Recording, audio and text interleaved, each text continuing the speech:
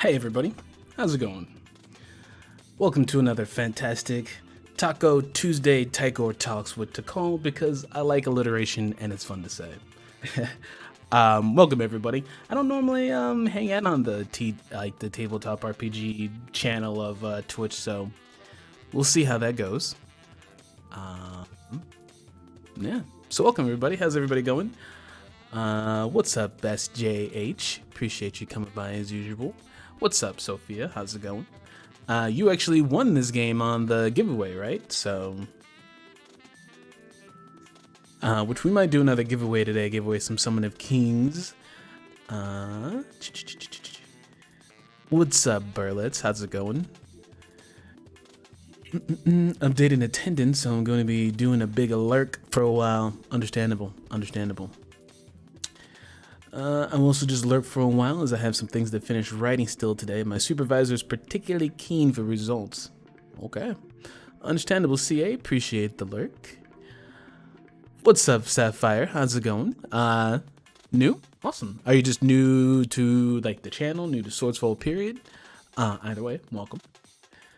What's up, Monster Beard? Afternoon. It's like afternoon / it feels like morning for me, so it's a little weird. The pains of being on the West Coast, so like noon is this weird afternoon / morning. Okay. So, welcome everybody. So today I want to go over Summit of Kings in detail. I'd been meaning to do this for a while, but I got sidetracked with some random stuff, and then last week I was writing, and for me personally, because like I'm a writer first and like streamer second, sometimes like I'll use all my energy up for writing, and then by the time I'm done, I'm just like, I don't want to stream, and I got set up, and I combed the beard, and now I'm good. No stream.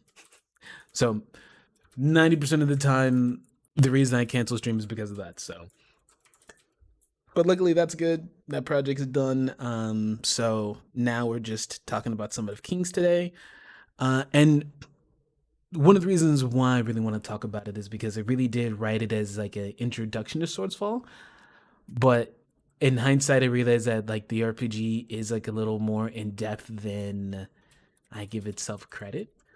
So I've seen a lot of different questions about stuff, and so basically I want to go over that today.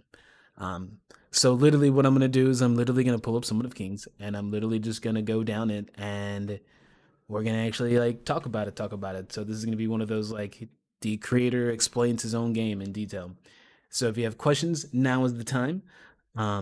Literally you can throw them out. If it's like a super important question, like you want me to answer it like right then and there because it's topical, at me. That way I can see it. If not, then I usually like to just go through and read the questions, you know, when I'm done on my rant, because I'm a little ranty. Okay. But first we're gonna get some jams going on, so I think I know what I want to pick. It won't be long, but there's another. So I love DJs who do mashups and mix-ups. I've loved it since I was just a wee little one.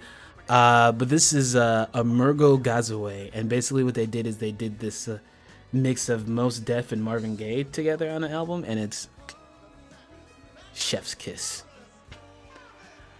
It's 9 p.m. here in Sweden. Okay, nighttime in Sweden. Bunny over here with like the awesome customer service. Thanks for the follow, Dicey Amazons. I appreciate it. And thanks for the follow, Sapphire. Alright, so we're going to do a little screen swapping. Fancy effects. Haha, I'm now down here in the corner. You might have to adjust your captions, or you can let the captions run over my face. It's a little rude, but I'll accept it. So, welcome to Summon of Kings. So, Summon of Kings is meant to be an introduction into the RPG of Swordsfall. It was something I talked a lot about, and I reminded people it was going to be a thing. It's just when I started Welcome to Tikor, I wanted to talk about Welcome to Tikor. I didn't want to talk about the RPG yet. So it was a little bit hard reminding people, like, yes, there's an RPG. Like, I don't have to start it over from scratch. Like, it's there. I just don't want to talk about it right now because we're talking about this one thing in particular. But people love RPGs, and they really wanted to know where the mechanics was. And a little bit of it was me having to remind people that I do have a certain way I want to do it. So it was kind of even more important to put out something like Summon of Kings. That way people could really get a sense of what the RPG is and like where my mindset is and just a general feel of it, because I think the more you see the RPG, the more the world itself makes sense, because instead of a story around mechanics, it's a mechanics that go for this world. Like I don't put mechanics in that don't make sense for the world. Like it's meant to act out Swordsfall. So that's why I did basically the setting first before the RPG. Even though technically time-wise, I wrote the RPG first before I really fleshed out the setting, but like they were born together because the original concept was a game. So you know, in a game, you very much have lore that informs mechanics and gameplay that goes back into that core loop. So I kind of had that idea when I made it in the first place. And it was something I didn't want to stop doing, so I just kept kind of like double, triple down on it and just kind of going from there. Summon of Kings was this idea I had because, yeah, you can always take an RPG system and then you can do combat. Like, that's standard. Like, every game has kind of combat. It's hard not to. Like, we're a conflict-based sort of planet, right? However, I really wanted to show off what I feel is like not just versatility, but my mindset for how I want my games to be sort of consumed, if that makes sense. I can't tell you how to play it, and I don't want to tell you how to play it, but you know, there's a certain spice, a certain kick that I want you to feel on something.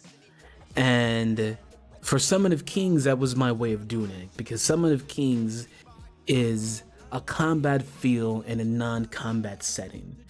It's the sort of feel you get when you do a competitive sport, right? If anybody's done any sort of like competitive sparring or, you know, sports, football, anything like that, you know what it's like to have a sense of conflict where like you want to beat the other team, like you want to crush them, but you don't want to like kill them, right? If someone actually gets hurt, you're horrified. You're like, oh man, no, I'm sorry, you know? But you kind of have that I'm gonna get you sort of energy on the field, you know, because that's the sort of thing that kind of gets you through certain situations, you know? Or for some people, like that's what they enjoy and it's cathartic for them. And I thought a rap battle would be a perfect sort of setting to show off that sort of flavor, right? Because you know, I grew up in the time of you know, like they call them dozens. I don't think anybody calls it like that. Like we never really called it like that. That was what my parents said it, so I think we just adopted it. But you know, you get used to like having to have a little defense for people who would poke fun at you. You know, like it was more of one of those caught you slipping, and you know you kind of go back and forth, and there's a little funniness to it. And if you've ever seen like Wild and Out the show or anything like that, it takes it to the max. So I kind of imagined a little bit of like what a Wily and Out style tournament would be like in Tikor. And I'd always imagined Jalens as being rap bards, and it was a question of, okay, like how do I want to showcase them, right? Because yeah, it would be easy to throw them in a combat and show really cool, but I wanted just to show it that not everything is about combat. That oftentimes we take something that's meant for creation or soothing relaxation, and then we weaponize it. You know, like we tend to weaponize things. So instead of showing you the weapon, I wanted to show you the soul of what it means to be a Jalen, and that above everything that everybody does, like the one thing a Jalen looks forward to the most is the summon. Is this sense of, yeah, now's my time to show you what I've been working on all year, and like now I can show you my growth. And it has a feel of combat, but like you all walk away afterwards, you know? So I wanted to have that feeling of combat, but like there's no life or death. And especially as like an introduction, I wanted people to have a sense that like it was okay to toy around with the system, that they could play around with it and have fun, and the stakes weren't so high that if you mess up a roll then you're dead. Like now you mess up a roll, you lose that round and you get embarrassed, right? And that's about the worst. So that's my mindset for Summon of Kings, right? Battle for the Supreme Jalens. Written and created by this guy over here. Illustrations aside, Tumo Mir, Sabina Lewis, Tani Brown, Manuel Martinez. I realized I made a fatal mistake and I left off Joshua Small on there, so sorry about that, Joshua. I'm gonna redo that and put it out there because everybody should get credit. So, map by me, which map's not really allowed in here. Cover art also by Queen Beanie, and layout this amazing layout by Owen. So if you're looking for someone to do layout, do art, these people for sure. Edited by Draconics, who's someone I've known for a long time. Great editor, especially if you need tabletop stuff. Like, he understands tabletop, so he's good for that. And the character sheets, which you see at the very end, and also the bordering along the sides, is by HTT Paladin. If you're on Twitter, you should know who he is. Fantastic artist, great dude. Yeah, like, I'm a big fan of reminding people that, like, if you see talent in something that you like, hit them up.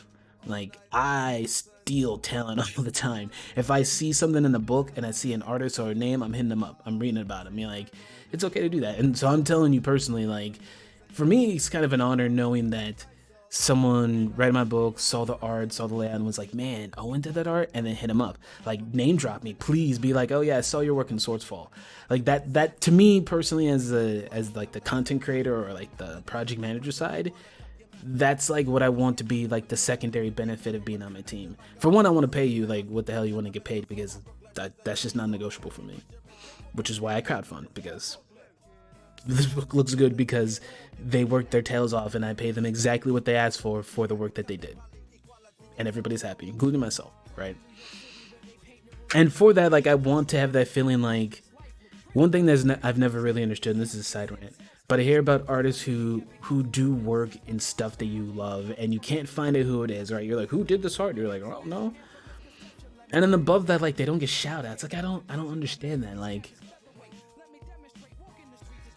I get giddy when I get art in from my world, you know? And I can understand, like, you wanting to feel like you have, like, an exclusive mark on something, but you don't get an exclusive mark on an artist. You get an exclusive mark on that combination between your vision and their talent, and you smush them together and you get something that, like, is unique to you. Like, no one's ever gonna have that art piece like you have from that artist, you know? But you can, like, help them flourish and grow. Like, no one has to say, like, you can't hire them later on. I don't want to get too deep in the weeds, but either way, I think it's kind of ridiculous that we've never shouted out the people who work on projects. It's like, I didn't make this stuff by myself. If I didn't have the artist, there would be stick figures, and if I didn't have Owen, it would be, like, in Word. Like, so shout out to people who help you do your stuff. That's just what it is, you know? Thanks for the host, Samwise. I super appreciate it. Hey, thanks for the follow, Jay Constantine. What's up, HTT Paladin? Not awkward timing, great timing, because I was literally just shouting you out because you did fantastic work. So he's in the chat. You should give him a follow. I know he doesn't do like a ton of Twitch stuff, but you should follow him on Twitter. Good peeps. All right. Printed by nobody because this is digital / print on demand. Table of contents. I'm a little proud of my table of contents. I'm just gonna talk about this for a second because, like, as like a long time nerd, I kind of use a table of contents hardcore because I really will read a book, but that doesn't mean I remember where I read that one section. So if you have a table of content, that really helps because then I can go through and find what I want. So I try to do the same thing with my table of contents. It's a little extra, I guess, for something that's only like 27 pages. But that's kind of my style. So when you get to Welcome to Tikor and stuff like that, don't be surprised if the table of content is like 6 pages and then there's like a 20-page glossary, because if I write something, I kind of really want you to be able to go back and get to it and read it because it mattered to me. That's just a real bit. Should I read the intro? Should it be all dramatic? Eyes. Doesn't do a ton of Twitch stuff. People aren't ready for August. I'm ready for August / not ready for August. What's happening in August? Quick, someone tell me. Intro. Okay. Once a year, there's a special one-of-a-kind tournament held on the beautiful coast of the Isle, the Summit of Kings. A yearly battle where the top Jalens from around the world are invited to find out who is the best in straight oratorial combat. The only way to get into the summit is through a special invite.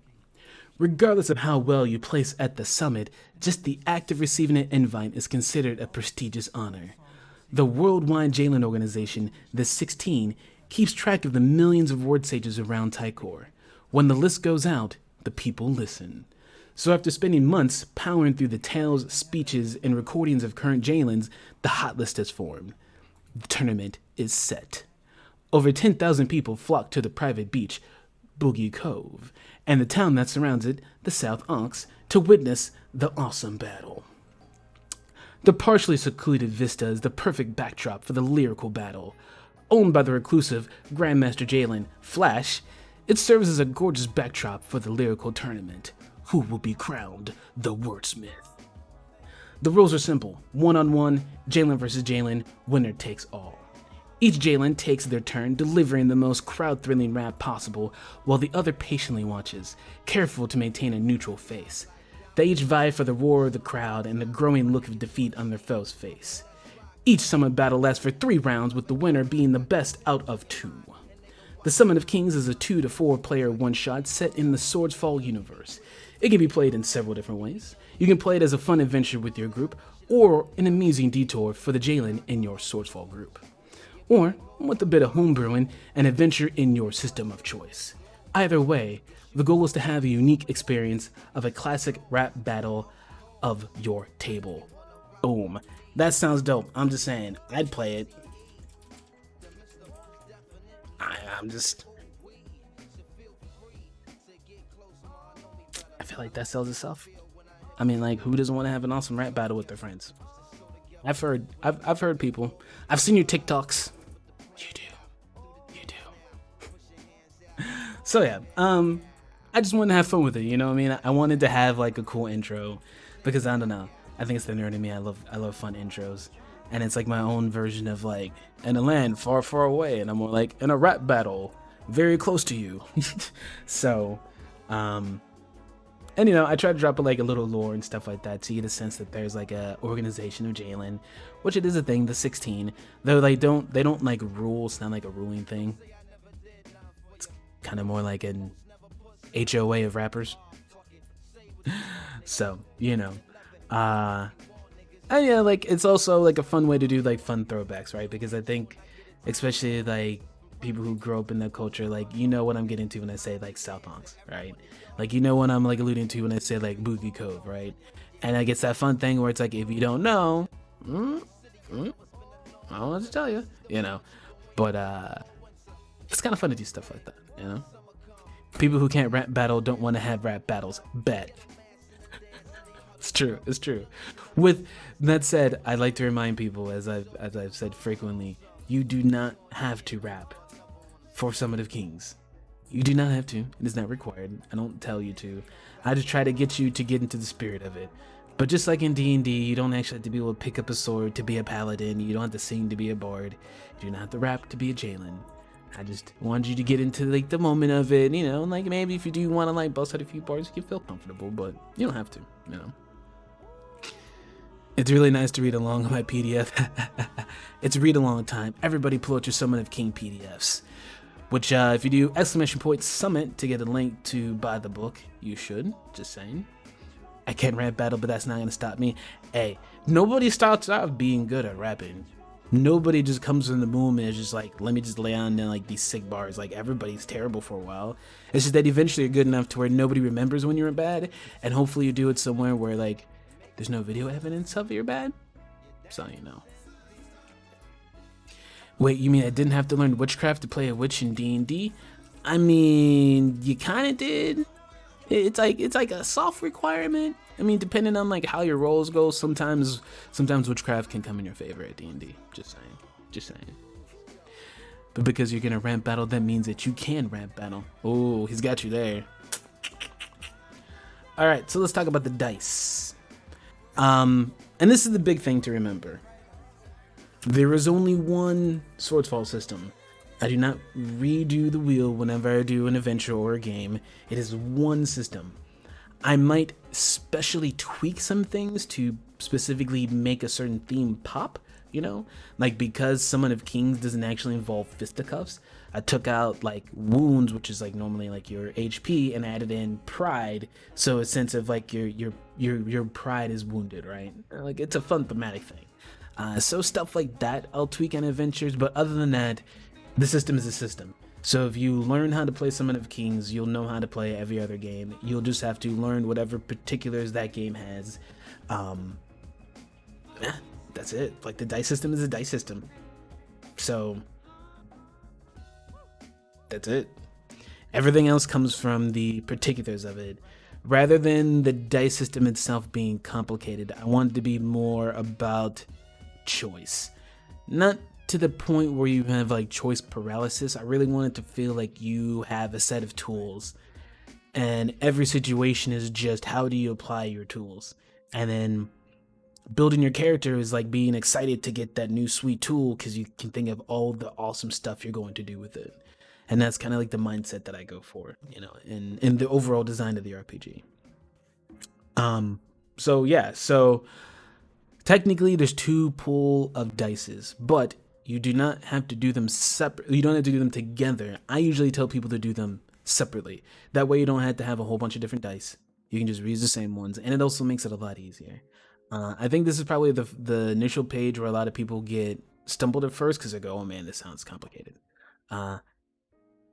I had to make the wording exact because I didn't want it to be a thing where you think that everything is sort of malleable, right? I try to make it clear what parts are exactly the way that I kind of describe it, and there's certain parts where you can go off in a tangent and build your own thing and kind of do what you want. So because of that, I try to make it very clear where there's rails, and then when it's just like, have fun, go free. And my intention is always that you'll have enough structure to where it's really easy for you to, you know, kind of come up with other stuff you want. And then like once we get to like the full big bad RPG, then I'll lay all the cards on the table. I'll give you a whole bunch of examples. I mean, like, that book's gonna be a fatty. Like, it's 280 pages right now, and I'm probably only like 60% done. So yeah, but it's not like fatty in terms of like so much clutter. I just try to give you a real world to play in, and that's why like I think like indexes are important, because like we all have that time in a game where like I just need to know how to do this one thing. Well, my intention is to have it section by section, so like you don't have to read the whole book at once. You can refer to it when you need to for stuff and have it be real complete. So anyway, that's my concept. We'll see how that works out. So yeah, on the positive dice side, you have the talent dice, and that's represented by the D8. And pretty much like it says, one of the main dice used, it represents the skill or stat that best displays your talent in something. You pretty much think of the talent dice as not just any action, but trying to do something above the normal. Not improbable, but like just not standard. So I say that because it's not necessarily I don't want you trying to roll for every single thing in Swordsfall. That's not what the game is about. You, as a professional, already considered above the normal, right? A normal person has a really hard time rising above like the average ranks and getting to being a professional, right? So being a Jalens already kind of makes you special. Like you're already just a BAMF just by being a professional. So you don't have to roll for everything. Like you roll for the stuff that would have a chance of a failure that matters, if that makes sense. So when you're using that talent dice, you really are using your talent. And I do that because I want it to be more about, instead of like, let's say D&D, where you're always like, okay, I want to be a strength character, so therefore I have to do this stuff because I need this to use a sword, and if I don't get this feat, then I can't do this. And you're just picking the things to kind of do the one thing you want to do. I want Swordsfall in particular to be more free range than that. I want to feel like more you're building a character, and then you think, okay, sure, let's say I'm a strong, briny kind of character because that's what I enjoy. Like I go lift, that's what I do. That doesn't mean you're just useless in certain situations where it's not brawn. Like you can apply that to different things. And so that's how I use that talent dice for that. That's that D8, so saying like that main thing you're using for it. So if we'll get through the rest of the positive dice and then I'll explain it because it makes more sense when you think about how they all work together. So the knack dice is the D12. A talent is learned, but some things are innate. Something a person is just good at. Knack is a representation of when your natural talent is amplified by your learned skills in life, an upgraded version of the talent dice. So your talent dice, your knack dice together, that's like your big 2 dice you're gonna really roll. Like out of anything else, you're almost always gonna have a D8 and a D12. You're always gonna have a D8 because like without that, like you have nothing to roll. But the D12 is the other big one. And so the reason why I do that is so we'll skip down real quick to the character sheet, and then you can see, and it'll make presto sense. Oh no, is this the one without the... Come on, Brandon. Come on, B. Oh no. I was not prepared, class. I thought I was prepared. Un momento, por favor. What them sheets at, son?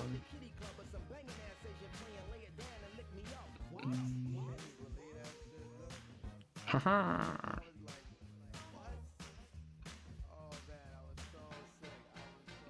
There we go.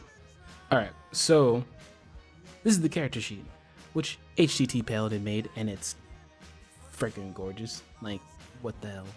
Sexiest character sheet in the game, just saying. I don't know why people haven't been like giving HTT Paladin more props, because this character sheet's super sexy. It's like super sexy. Just hands down. It's sexy. Like, you could date this character sheet and take it home and impress your parents. True story. So the reason why I specifically do... Here, we'll go back up here now that I realize that it's actually... It is separate.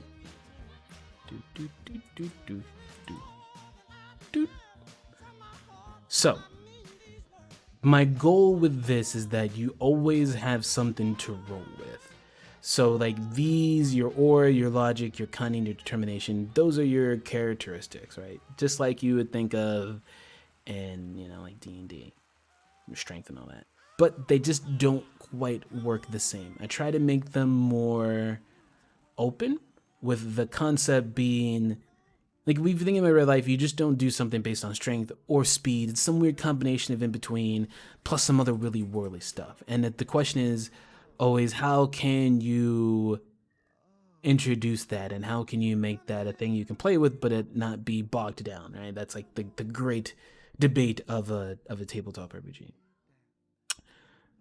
So what I aim to do is, on your aura and your logic, those are basically your soul skills, right? And then cunning and determination, it's sort of like a mental thing. So my concept, right, is I'm trying to like break them into spheres, so it feels like, let's say you want to be more of like a character, a charismatic kind of character, right? Aura is basically how people feel about you. It's your aura. And I wanted to do that instead of like beauty or looks, because sometimes it's more complicated than that, right? Sometimes it's not just because someone's like gorgeous because of their face. Sometimes it's how they carry themselves, and it's how they made themselves up, and how they wore this certain shirt, and it's complicated than that. So I wanted to kind of give it that feel by saying aura as that stat. You as a player can say why your aura is so high, right? So you can say that, all right, my aura, everything's on a 1 to 5 scale, right? So you could say my aura is 4, which kind of just means that when you're around people, you could characterize that how you want to. If you want to be like, yeah, I have 4 aura because I'm hot as hell. That's right. Everybody, if you have a pulse, you're like, damn, and that could be part of your aura. Or your aura could be a combination of that. You're like, I just have that walk that you can't help but look. And there's combinations to it. It could be, oh yeah, it's my voice. When I say something, boom, GG, game over. You can describe that as you want to, because at least for me in Swordsfall, I don't want to quantify those, because they all have some different effect. And I'd rather have that be how the role plays out, rather than have like a separate stat for beauty versus, you know, whatever. So that's that sort of thing. Logic is similar. Instead of having intelligence, I do logic. And that's just because, once again, I didn't want to get into the weeds of like, well, how do you define intelligence versus wisdom? And those things are, you know, good arguments. It's just not something I wanted to have in Swordsfall. So a logical character can be your quote-unquote really smart, wise, mystical wizard who read all the books in this tower, right? That's logic. Logic can also be your street character, aka someone who just kind of figured out, oh yeah, you don't go down that street because it's nighttime and XXX. Like, that is its own kind of intellect. We just don't think of it as intelligence because you didn't read a book. You just read a person. To me, I feel those are both the same equivalent versions of using your brain outside the box. So I kind of mush them, and that's what logic is. And so I make them sort of open because I want your character, to define what that is for them, how they exemplify it. Are you, is it logic because, yeah, you know how these streets are? Is it a combination? Like, you can have fun with that, because I don't feel like those things necessarily have to be canonized itself. And so that's my way of trying to have a character creation that is structured but also has freedom. And I do that because you're always going to have characteristics, because those are your hard stats in a sense. Like, it's your body, your soul, your spirit. Like, that's the stuff that's not just going to change because it's a Tuesday. That means you always have something to roll. And so that kind of goes why I went with this D8 and D12 combo.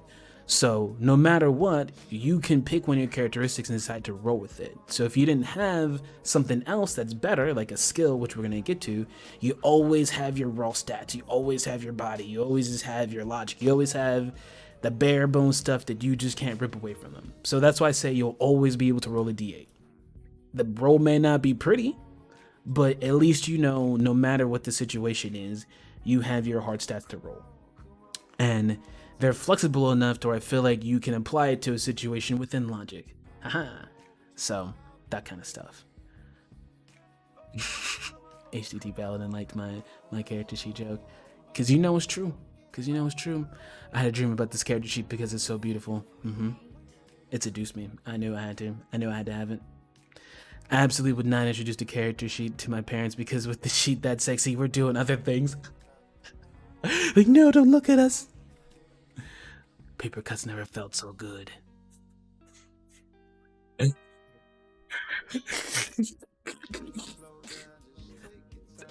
No shame here.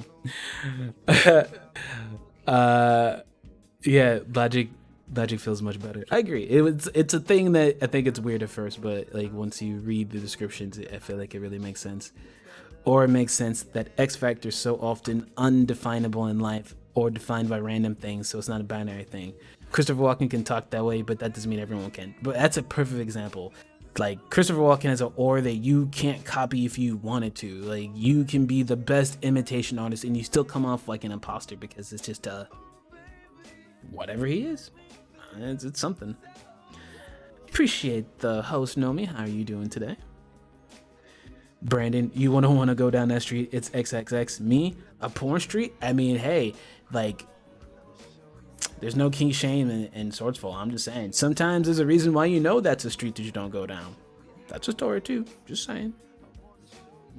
Red lights do mean stop danger after all. I mean, Psych Sting said you don't have to turn on the red light, but you did it anyway. That section of a town is adults only. These dice concepts are so cool. Appreciate it. Paper cuts have never felt so good. No shame, but a little fear. That's what we call a good time. So, then lastly, on the positive side, we have the luck dice, which is your D6. Sometimes it's not just about your talent or your knack at something. It's just about pure, utter luck. Either luck sets up through previous actions or capitalizing on the fault of others. So your D6, your luck dice, that's going to be on your positive side. That's going to be usually one. I mean, it'll really depend how your groups are. I want to say you won't have a lot, but it's one that you will not always have. It is very much your random dice. And when we get to the game stuff, you'll see. So luck is, like I said, it's your luck. And moves will add luck. Different things will add luck. So it adds an extra dimension to it. I like how there's I forget there's that bot where it's like, how long has he been streaming? Not long enough. Okay. And then negative dice, they pretty much are straight mirrors. And it's pretty obvious. So difficulty dice is your D8.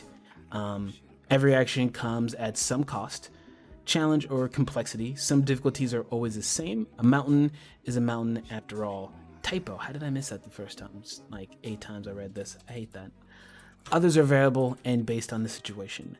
So difficulty dice is a lot like your difficulty in most games. The difference being is that difficulty is not always required. And now in some of the kings, it'll be a little different, especially because you're going to do some verses. But if you take this out and use it in other stuff, difficulty is not always required. Some things are just technically a slam dunk, and if you fail it, you failed a slam dunk. Because how the dice system works, you're not guaranteed a success. You don't have to have a difficulty to make it hard. Like, you still have to technically roll a success. A difficulty is just going to technically negate that. So when you GM, think about that. Not everything has to have a difficulty. Like, a difficulty is really meant to show an extra level of difficulty, if that makes sense, you know, because you are professionals. So just like not everything has to have a dice roll, not everything has to have a difficulty dice associated with it. Sometimes you roll just to see what the outcomes are going to be, but not because the action itself is difficult, just because maybe the outcome is something that matters.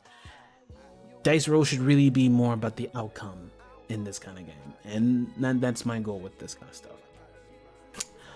Disaster dice is your D12. In life, there are difficult actions and then really dangerous actions. This can be because what you're doing is extra difficult by default. Mount Everest is more than just a mountain, for instance.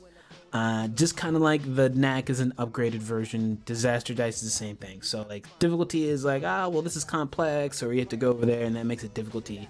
A disaster is when like shit hits the fan. So they're thematic, but that's also because the consequences that come with those outcomes are a lot harder than difficulties. So you don't add a disaster unless it's disaster. Like I named these specifically because when you're adding a disaster, there should be like, oh yeah, that's right, guys. Some crazy stuff's about to happen. You're like, oh no, why? So, you know, stuff like that.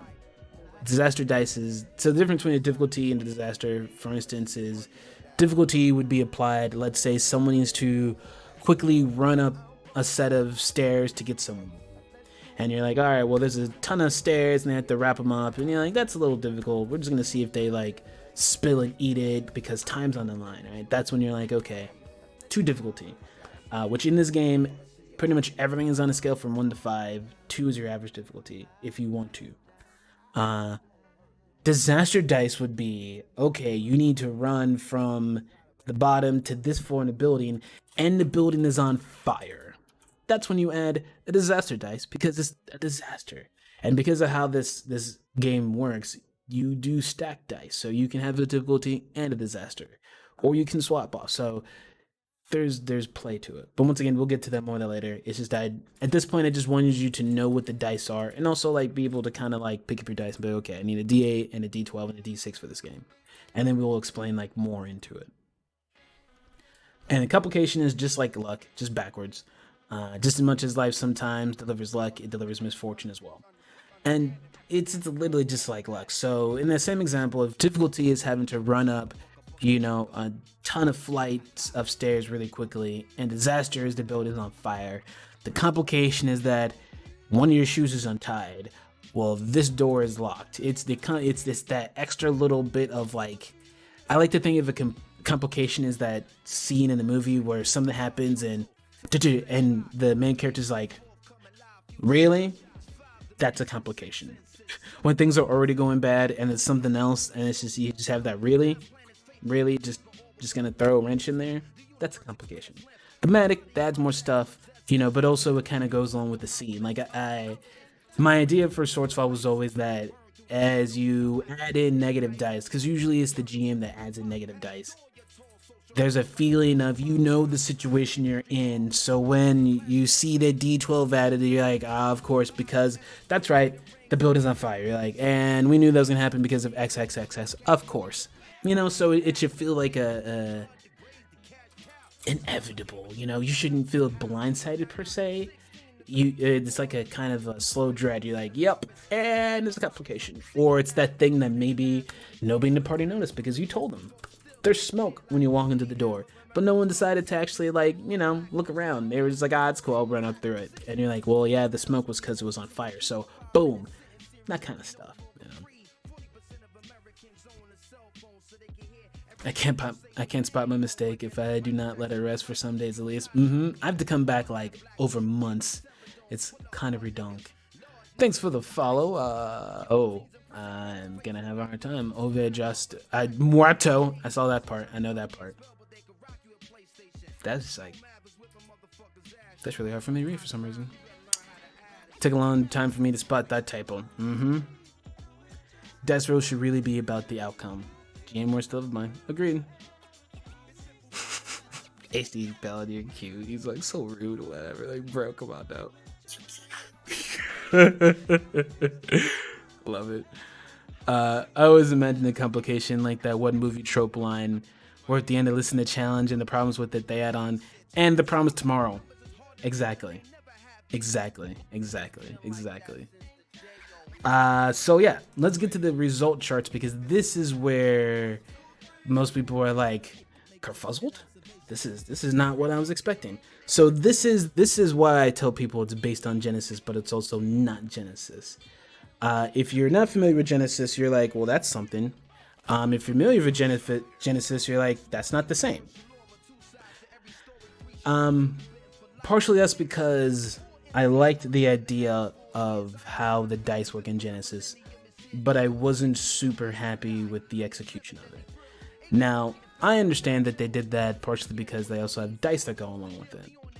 I'm not really in the dice business. People ask me about custom dice.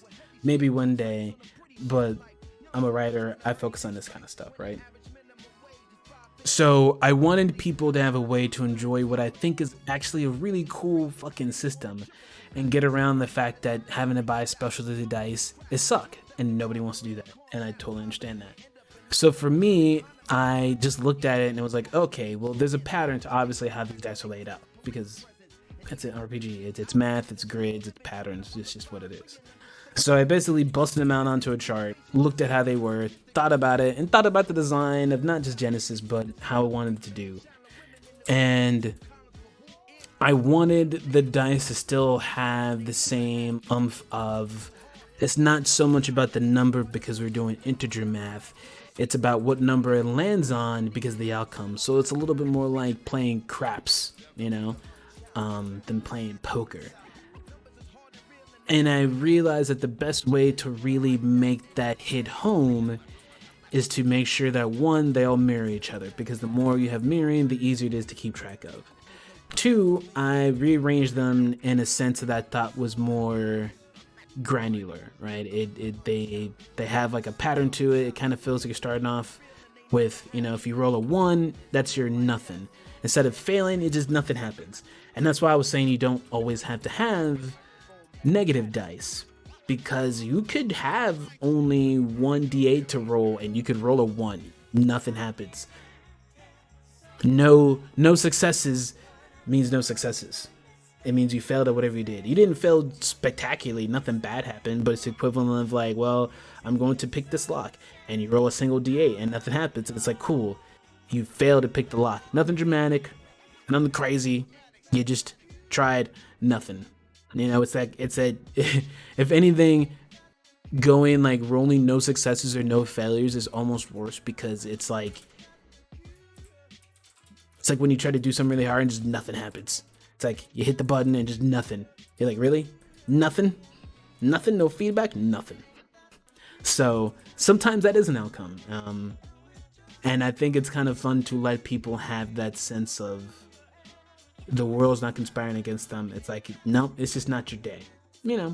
I think that can also be really fun if you ever have a situation where you decide you only want them to be able to roll once. Which, like, this is something I'll write out, like, in a longer RPG, but I think it's something I've seen enough at tables that I've seen GMs do it, where, like, sometimes you want to have a single, it's like a password they need to get into on a computer, and technically, if you do the password too many times, it's not going to let you do it anymore, so you can't have them roll infinitely. So why make it harder to add more negative when you just have to make it be, like, cool? You only have, I know they can only roll these 1 or 2 dice because no one specialized in this. You can let them kind of play it out to their own luck, Are you going to be lucky? I'm not even pit against it. You actually have to roll a success. So, That to me, I feel is really what makes the system fun. You're not necessarily adding up stuff to the side if you're having success. It's really about what you're doing and a little bit of luck, and the rest of it is stacking that luck rather than stacking damage numbers that become hard to keep track of. So the talent dice, the D8, which like I said is your main one. If you roll a 1 or 2, nothing. You get nothing. If you roll a 3, it's a success. So you have to roll at least a 3 basically to start off on your positive train. And because once again, this is a positive dice, so nothing bad happens. Nothing happens. 4 is an advantage, which we'll get to that in a little bit. An advantage is different from a success because an advantage is really the extra stuff, right? So let's say in that example of the run up the stairs, being successful means that you successfully ran up all these stairs super fast and you didn't fall down and bust your ass. Awesome. An advantage is separate. An advantage has nothing to do with the action. So if your action is I'm running up these stairs super fast, an advantage doesn't help you do that. An advantage is something else that happens that's good as a result. So an advantage would be, oh, well, while you're running up these stairs, you see a fire alarm on the 3rd floor, which you wouldn't have if you hadn't run. You know, I mean, stuff like that. So that's where, especially as a GM, can kind of, if you have a plot going on, that's where you can use that to lay Easter eggs. You can use that to change the course of where the party's going. It's a sort of a fun element that's separate from that. But an advantage should always be a plus. You don't get punished for an advantage. You get good stuff. But it's not the success. The success is still separate. The success would be running up the stairs. So you can do anything besides that, except for having them successfully run up these stairs, if that makes sense. Which, by the way, if this stuff does not make sense, this is your time to be like, be confused, because I won't answer it. 5 and 6, that's when you start getting the good stuff. Because 5 and 6, you get a success and an advantage.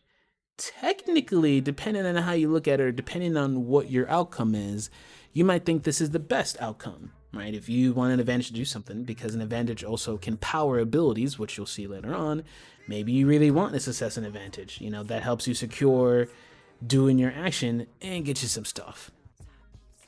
7 is 2 advantages, and then 8 is 2 successes. So like I said, I feel like it's pretty straightforward. It's you start with a 1 and 1, and then 5 and 6 is your both, because you added your 3 and your 4, and then double add, double success. And then that pattern pretty much repeats. Same thing with knack. 1 does nothing. And so this is where you can see side by side why a D12 is more powerful than a D8, right? You technically have to you can only roll a 1 to do nothing, versus you can hit a 2 on a D8 and hit nothing. So if you can kind of see how your margin of success is automatically better. 2 and 3 is success, so you get double the options for a success. You get double the options for a success with an advantage. You know what I mean? So you can see how the D12 is similar to D8. It just gives you more everything. And then your 12, which would be like your crit, is Divine Favor.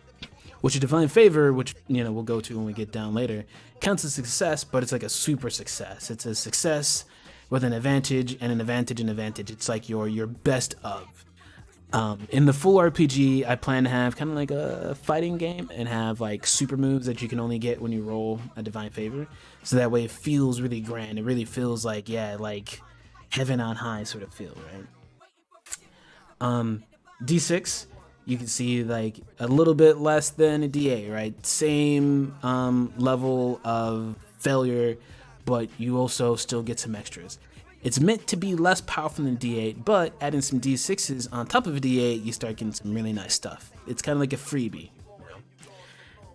And then negative dice are the exact opposite in pretty much almost every way, right? So failure, disadvantage, a 5 and 6 is a failure and a disadd, the whole bit.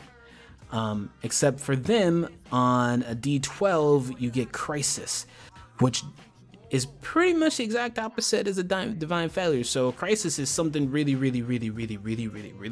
bad happens. In Summon of Kings, I didn't really drive it up, but in the full RPG, like a crisis is like super bad, super bad. I also want it to be a moment where you won't see it in this one, but when you start to see moms in the next adventure, you'll see that some of them have special moves that they get on a crisis. So a player rolling a crisis can make certain enemies and stuff like that like power up. It's a little anime, but I'm an anime kid, so it is what it is. But yeah, that's the dice. It sounds harder than it is, but I just willing to bet you once you roll it more than like once or twice, you start to just know what's up. Like the numbers on the dice kind of correlate with what most people already kind of associate with good rolls and bad rolls. It's just instead of having to add up numbers, it's just like, cool, I got 2 successes on here and 2 here. And that's why I have the chart. It's also why I've talked about on Twitter in the RPG, I'm thinking of doing a role where someone kind of keeps track of stuff like this, because in my wife's play group, they had someone that did that. And at first I was kind of like, oh no, it means it's too complicated. And she was like, no, it was actually pretty cool. Like, it just made it faster. And I kind of remembered like that. There are some people who can look at stuff like this and boom, instantly like add it up. And it just makes it easier until you care. But yeah, that's the dice system. And then really like all the bread and butter comes down into how your moves and how your stats work together. And that's really what I wanted the bulk of the game to be about, was be more about what you want to do than like having to roll like fistful of dice. I know that people like the concept of fistful of dice. I just want each dice to matter more individually. I'm a big fan of counting successes / whatever on dice rather than adding up numbers. The numbers was always a weird thing for me. Like at a certain point, I really get disassociated with numbers. They lose like their meaning to me. So yeah, how to play. Sounds more complicated than it is, but like with most things in this game, I think it's really pretty straightforward. So you choose your stat, choose which character stat is needed for your intended action, and that goes back to what I said about these stats. So you always have your characteristics. You have to buy them. Like technically, like the game starts off with giving you some, so you're never gonna have a situation where you have 0. You're always gonna have 1. And also, one of the reasons why I don't specifically say what has to be rolled for what is I want that to be something that's flexible. I don't want it to be a source of argument at the table. But we've all been in a situation where people have argued about, well, is this a strength action or an agility action? Is this an intellect action or wisdom action? You know, and rather than it be a book thing, I want it to be a table thing. You know, I'd rather have your character kind of explain why they're going to use this action. I want it to be more character based. You know, I really want it to be a game where you get into who your character is and lean into who you are. You know. Step 2, choose your skill. Choose a skill that lines up with the stat picked in step 1. So the skills, which you'll see later, the skills do correlate with a specific stat. And that's just because like some things make sense. Like, well, if we're going to like literally climb up a mountain, like mountain climbing, let's say that's a skill. Mountain climbing is obviously going to be more physical because you're literally climbing. So those things do correlate. And I also wanted to be a sense of specialization. Once again, because you always have a point in something, you can always do something, but I wanted to have that sense of this is where you can really start to hone in on who you are. So like I said before, that aura was about more than just looking good or whatnot. You can see how on the skills, which because Summon of Kings only has a very finite number of skills, we actually put it on the sheet. You know, or it can be charm, it can be negotiation, or it can be performance. And so that's where if you decide that like your character is really going to be about their aura, you can decide, all right, like which parts do I want to emphasize? Because once again, what's the difference between negotiation and charming someone? I tell you what I feel like it is, but once again, that's something down to the table. And I don't want it to be an argument. I want it to be something that is collaborative, you know, because, and even when I've GM, there's something really powerful about when someone has figured out a way to apply the character in a situation that you didn't even think of. You're like, oh, that? You're like, yeah, that. Like, you know what I mean? I want it to be a game where you get to present an argument to your DM. You're like, yeah, I'm going to do this. I'm going to use this using aura and charm. And the GM's going to be like, oh. And you're like, yeah, because And the GM's like, And the tables are ha ha ha ha ha ha ha, and I was like, it's like that, like just like that, right? So the next one, and this is kind of where the rubber meets the road on the game, and this is where like the real meat and potatoes comes together. You decide your primary dice. Compare the ranks of your chosen stat and your skill. The one with the highest rank will determine how many talent die you add to your dice pool. That's where I say you have flexibility, right? So in the, I guess we can still use the burning building example because I've already used it. I don't really have body stats in there, so maybe it's not the best one. Meh. Okay, so let's say you want to charm someone, right? You're trying to get into the VIP of the club at Boogie Cove, right? And you're not on the guest list, but you wish you were on the guest list, right? And you're like, oh yeah, I'm on the guest list. Yeah, yeah, totally, right? And you are going to charm the security officer outside the VIP lounge. So you're like, cool, I'm gonna use my aura, and since I'm using my aura, I'm going to, do I want to negotiate? Nah, I don't like to negotiate with nah, he seems like more charm. I'm gonna put on the charm. I'm gonna hit him with that smile and a little and a little name drop, and it's gonna be great, right? That's like you're explaining why you're doing it for the situation. Sheet wise, let's say you've decided you are definitely an aura character, right? Actually, I don't know. I didn't think about this before. Boom, because it's fillable, son.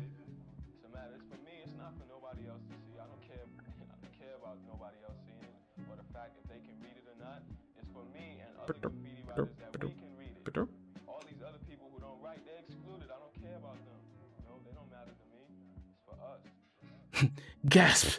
The fillables.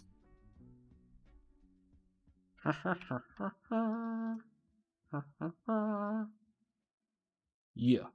So, you a charming McCharmer, right? So you got 4 in aura because that's who you are, and you got 3 in charm because you're pretty charming, right? And you're like, well, my charm is 3 and my negotiation is 2, so we're gonna use my charm because it's better, right? So how it works is, the reason why I want it to be flexible and how you decide is the 2 stats, the combination you use will determine the rest of your roll, right? So you decide I'm gonna do my aura and charm combo. You have 4 in aura, 3 in charm. So as this says, you're picking the highest of the 2 to be your primary. So your aura is a 4, so your aura is your primary die, all right? Pretty simple, right?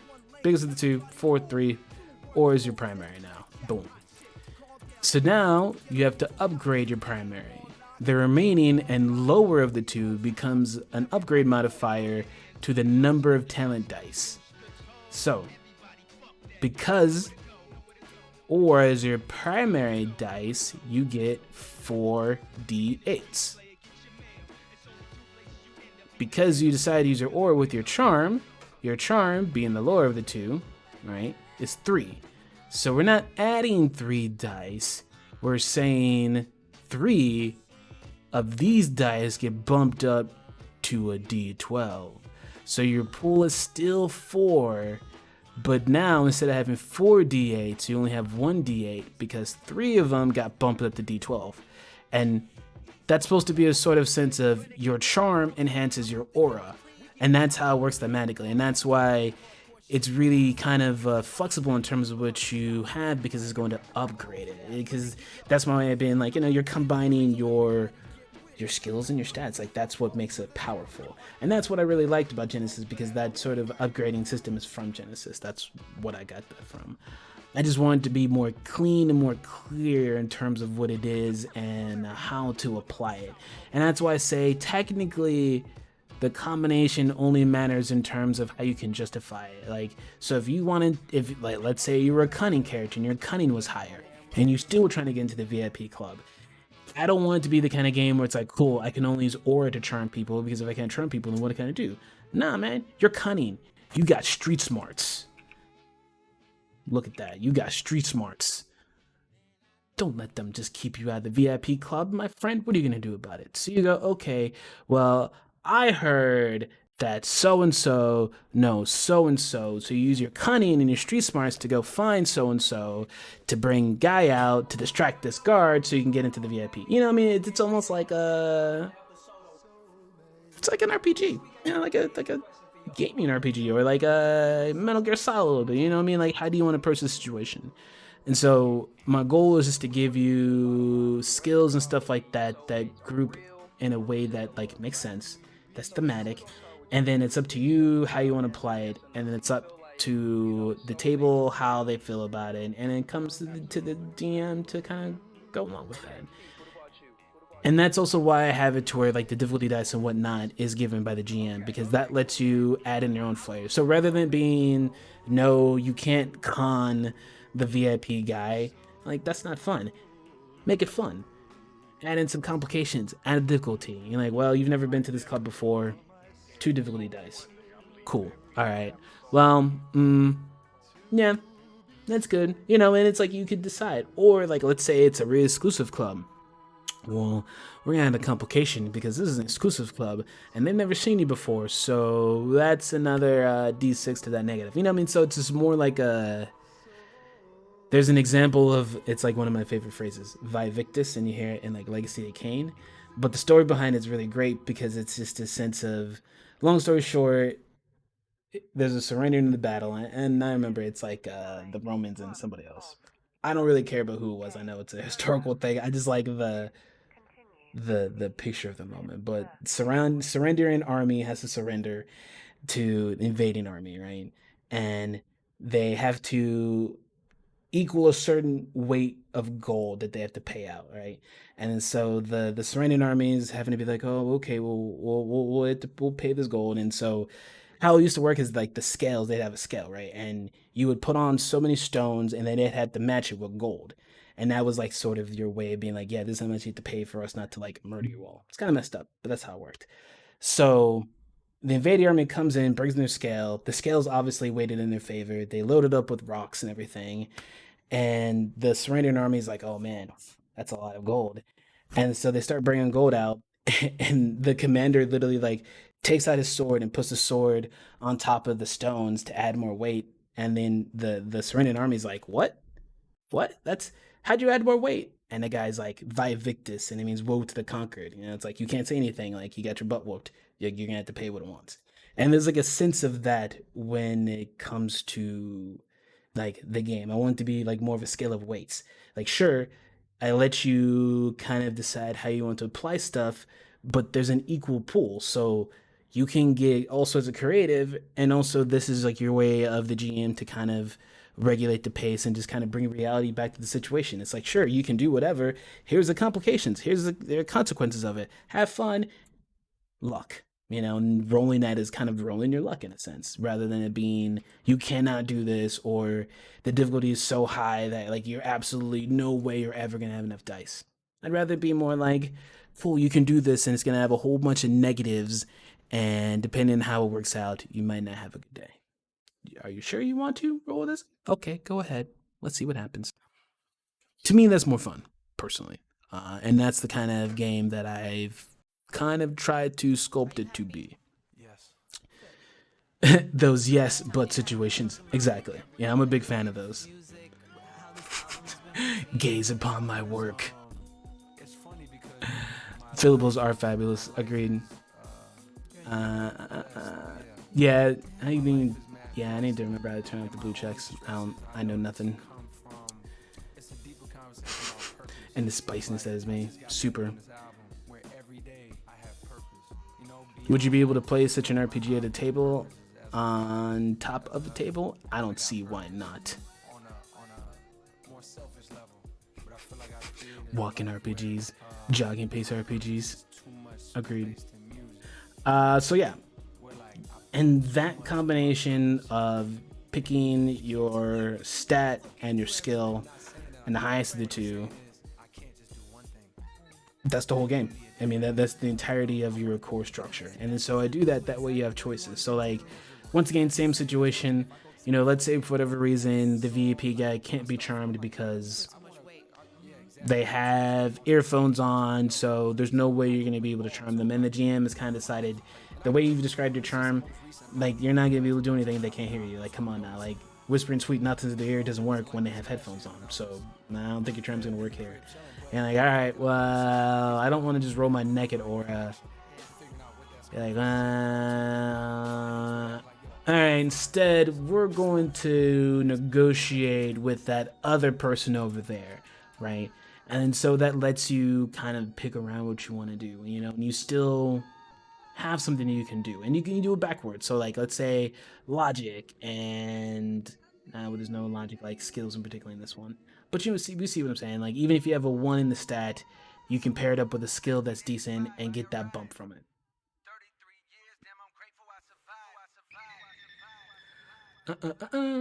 And then you add in your luck die, and luck die usually either comes from a move, it's just various stuff. Like, it's one of those you'll know when you're getting luck because it declares to add luck in your next turn or something like that. And then luck is just your little bit extra, so it's your literally just your extra dice. So because you have your D8, D12s that get comboed and upgraded, your D6 just is your little bloop at the end. And then, so once you have those 3, that's your positive dice pool, right? Now you get to add in your negative dice pool. For me, usually when I like to play it, I like to add up what I have. So I'll add up, cool, like, well, I got 2 successes, 3 advantages, you know, because I roll them. And then that way, that's done. That way you don't have to add more dice. You can just reuse your same dice.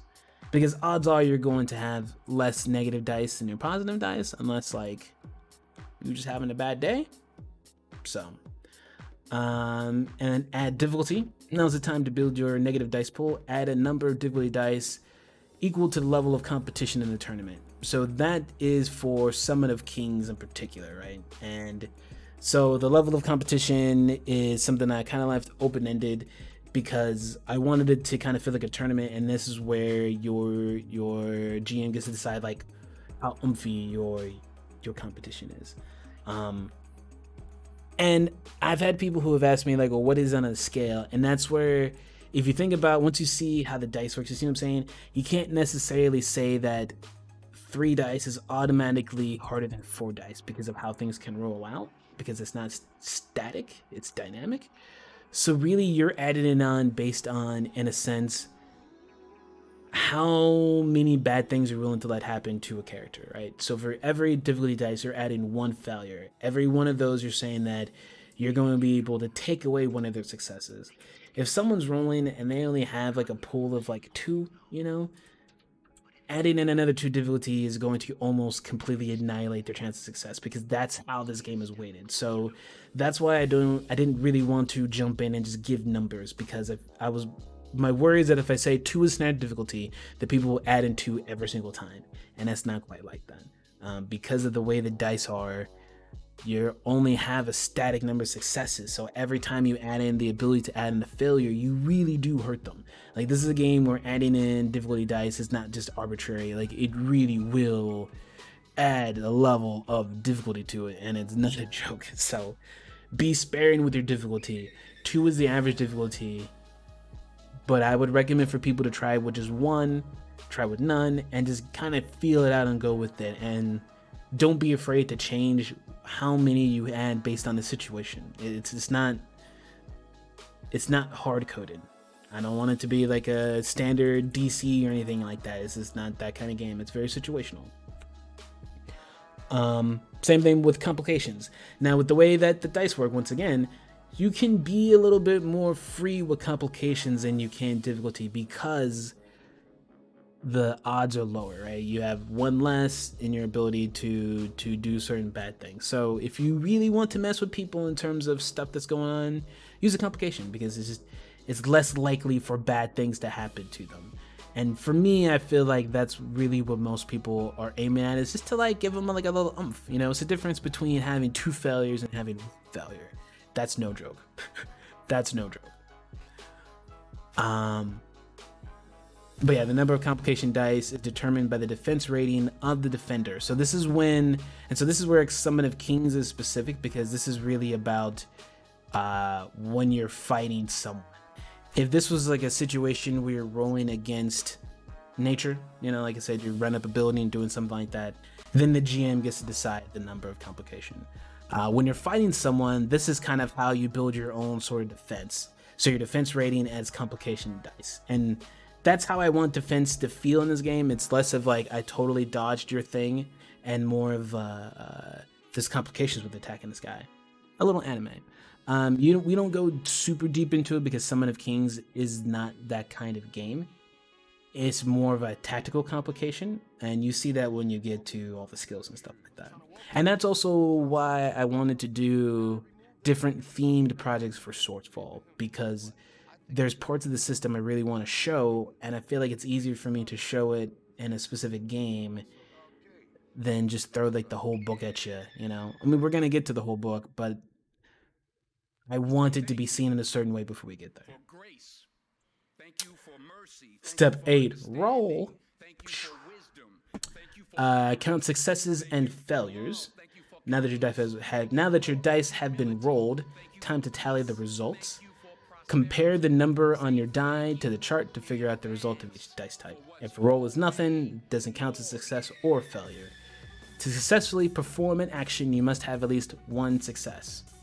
So that's why I say it's really important, if it's a situation where it's not a battle against a person, to really think about that, because they have to get at least one, you know? So since a complication, a difficulty dice can actually equal out a good dice,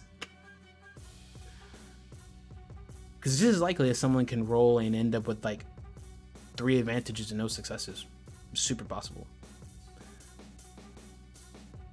Count advantages and disadvantages. Tally up how many advantages and disadvantages you have. Players decide their advantages using options from the table or making their own. Disadvantages are decided largely by the GM. Though having the player and GM collaborate makes for the best of a table. Kind of talked about that. Damage. The amount of total successes over failures is the amount of damage the move has inflicted. So if you're actually fighting someone or doing damage, the number of successes over your failures is damage. So once again, that's why things like difficulty can really change how things impact. You know? And also, like, in the regular game, since there's no like level competition, your difficulty is different, and I don't want to get into that right now because it leads into other stuff. Yep, and then reduced by armor, and then the amount of damage determined is subtracted by the armor rating of the defender, and that's just one of those things on your page. In the regular game, you'll get that from armor, your defensive stuff, like your normal stuff. It's your chances to soak your damage.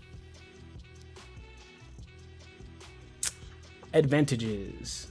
So advantages can be used in several ways. The most common and simple way is to use an effect from one of the ones listed below, and I just did that to make it easy, because I know sometimes you don't have just like the thing going in your head in terms of what you want to make up for an advantage, and sometimes it's easier to go from a chart.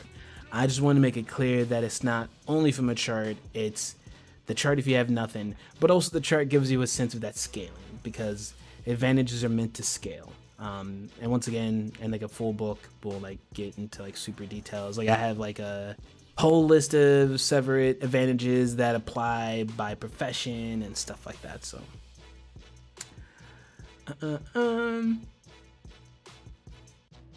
yeah, some of the Jalens and Summon of Kings have special advantages that they can use. There's also a third option. If you're playing with a GM or in agreement with another player, you may make your own advantages. And I just wanted to make that clear because not every table is about homebrew. Some people just want to do exactly what's on the sheet. And I just wanted to have that in there so that people know that I think you can do stuff, but also like whatever happens at the table is king, period. So for example, you can spend an advantage to add a luck die to an ally's next roll. 2 advantages can figure out a strength or a fear of a target. I added that in there in this one. I went back and forth about rather not. I wanted to add it in Summon of Kings because I don't get super deep into the concept in the game, but how it works is you have your own like mental part, like your motivation. You have to pick like a strength and a fear and like a motivation, and those are just things about you, right? And how it works is that for social stuff, like if someone charms you or whatnot, I want them to be able to actually charm something out of you that has that codified feeling, but it's not, you know what I mean? So you actually have to write down like, what's your weakness? Well, my weakness is spiders. And you've decided you're not going to tell anybody about your weakness of spiders, because why would you tell someone your weakness? And then someone comes along and then charms you and specifically charms them, and then you tell them, oh, I hate spiders. Cool, you just told them your weakness. They can now like use that to their advantage and stuff like that. In the game, there is like a class that uses stuff like that for moves, so I wanted to add it in there just so it wasn't a surprise.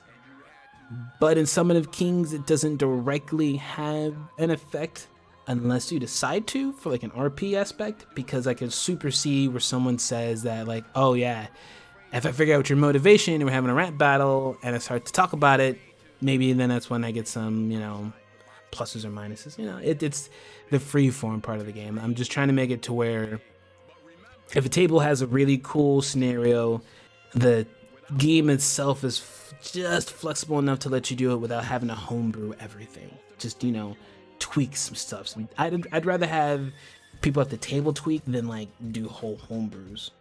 So and then disadvantages can be resolved in different ways. There are a few examples of what makes a disadvantage, and the first important thing is it doesn't negate or overcome the success of an advantage. So just like an advantage isn't a success, same thing with disadvantage, because you can succeed in this game and come away with a disadvantage. The classic example I use is like trying to break open a safe, right? Successfully breaking open the safe gets you into the goods. You can still have a disadvantage. The disadvantage is it tripped the silent alarm. That doesn't mean you didn't get into the safe. It just means a disadvantage happened. So it's never meant to make the success go away. You get whatever you got as a success. The disadvantage is that you win, but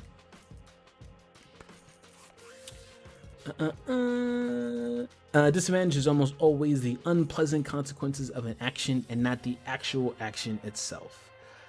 Let's say your Jalens is laying out a sweet opening line during the second round of a battle.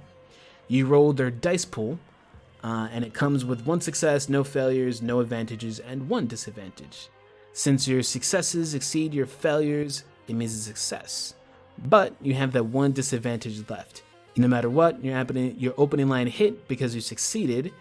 The disadvantage would be a negative result due to the action. So what negatives come from delivering a blistering opening line? Maybe the adrenaline of the success drained your energy a bit extra. You lose 2 ether. Maybe you slipped up during your delivery. Not enough to mess it up, but enough to give your opponent some fuel for the rebuttal. Opponent gains 1 additional luck on their action against you. So see what I'm saying? So disadvantage is obviously like you did an action and something bad happened as a result. And then you kind of get to weigh that. And then so as I show like in the examples, as you add more disadvantages, more things happen. And also you can either do disadvantages separately or you can combine them. I kind of leave that up to DM because I can see a situation where maybe someone has a bad roll and they land 3 disadvantages, but you're like, well, not 3 different things are going to happen, but maybe 1 really bad thing. Once again, kind of up to the table. 36 chamber. Could a disadvantage be that you manage to charm your way to a VIP, but they're so charmed they don't leave the player alone? I like that. Absolutely. Like you charm them and now they're like, oh, hey, so what's going on? You're like, So exactly. And I always wanted to be thematic, so that way it feels like you're going through a movie, you know, that is your table, you know. So perfect example. Doesn't negate the success, but it is definitely a consequence of your action. And there's so many different ways to play. The disadvantage could be like a jealous partner, or, you know, an envious coworker, or, you know, there's so much different stuff, you know. you can really get creative because the disadvantage doesn't have to be numerical. It can be. I have options for that, but it can just be thematic because sometimes that's even worse than a bad die roll, you know? And so this is where we get to the bigums, the Divine Favor and Crisis. The Knack D12 and Disaster dice add an additional wrinkle to the game if a player rolls a critical, which is a 12. If you roll a critical on the Knack dice, then you receive a Divine Failure. If you get a critical on Disaster, you get a Crisis. Divine Favor is like a success, but with extra things involved. It does count as one success, though, when adding for damage. The effects of a Divine Favor should be far greater than just a single success, though. It acts as both success and a super advantage. The effects of a Divine Favor should be greater than anything you can do with a single advantage. A Divine Favor, in fact, is more like 4 or 5 advantages.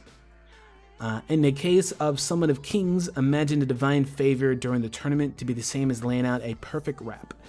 Lyrics that flow so well that it enthralls the whole crowd and your opponent. So perfect that it makes your opponent think about quitting for a moment.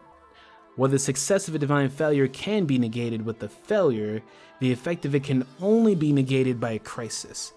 So see what I'm saying? So it counts as a success like for damage, but if you roll a failure, it will take away that success numerically, so you wouldn't do that damage. But it doesn't negate the actual Divine Favor, extra oomph, super advantage part. And then a crisis is, like I said, the opposite, the ultimate failure. Worse than the failure, it's an absolute catastrophe. Much like Divine Failure, but flipped, a crisis acts as both a failure and a super disadvantage. The effects of a crisis can only be negated by rolling a Divine Favor. A crisis roll is almost always up to the GM to describe and dictate. The effects of a crisis are considered bigger than just the situation you're in. Things just don't go wrong in the moment, but perhaps in your life. The diss you thought was so witty falls flat and insults someone important, someone with power. So, just like a Divine Favor, something really great, really awesome, like I want a crisis to be like long lasting in that disadvantage sort of way. So to go with 36 chamber like example, right? Disadvantage would be you charm the VIP, but the guard like won't let you alone. A crisis, right, might be like, let's say you still have a crisis and it's successful, because that's when like crazy stuff happens, right? Success is you get in the VIP, but someone else finds out that the guard lets someone unauthorized in and fires the guard. Well, now the guard is absolutely angry at you because you cost them to lose their job, and now you have like a vigilante stalker who wants to expose you. You know what I mean? Like, bad things happen when a crisis, but you know, it always comes back from whatever you're doing. So that way everything feels like a consequence of what you're doing at that moment.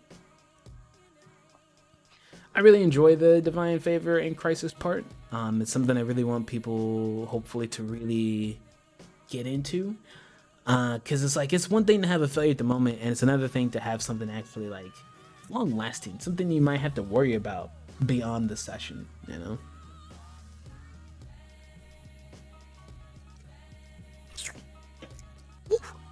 Talking.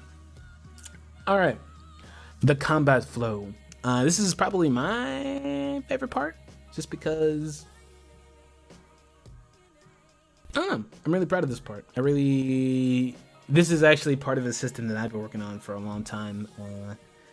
I made a whole ass Naruto homebrew RPG, and I really thought about how I wanted the ninja flow of like Naruto to kind of come out in the tabletop. So I kind of thought about it in like a fighting game way, and I always really liked what it came up with, so I jacked part of that when I made like the actual RPG part of Swordsfall, which kind of goes along with Swordsfall, considering that I jacked a whole bunch of my own story stuff for it altogether.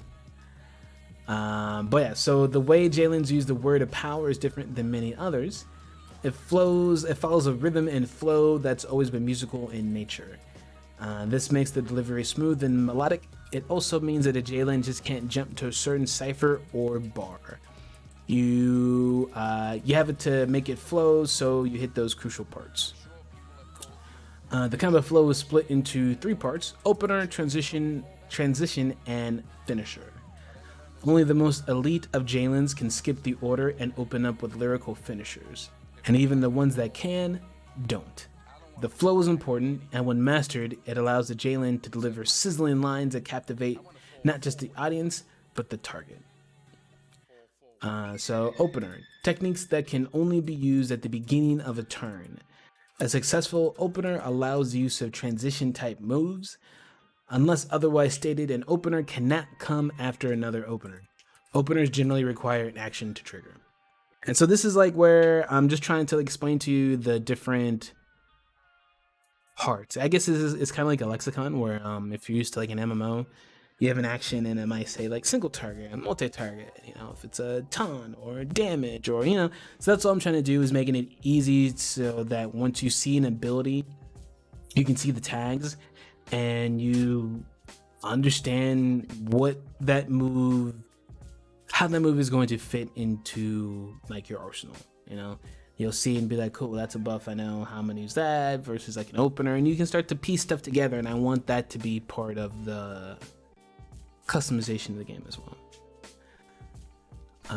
Transition, techniques that come after another move that sets them up. And transition, it's probably easy to just show those. The amount of transition moves you may use is usually determined by the opener. These moves generally cost no resources.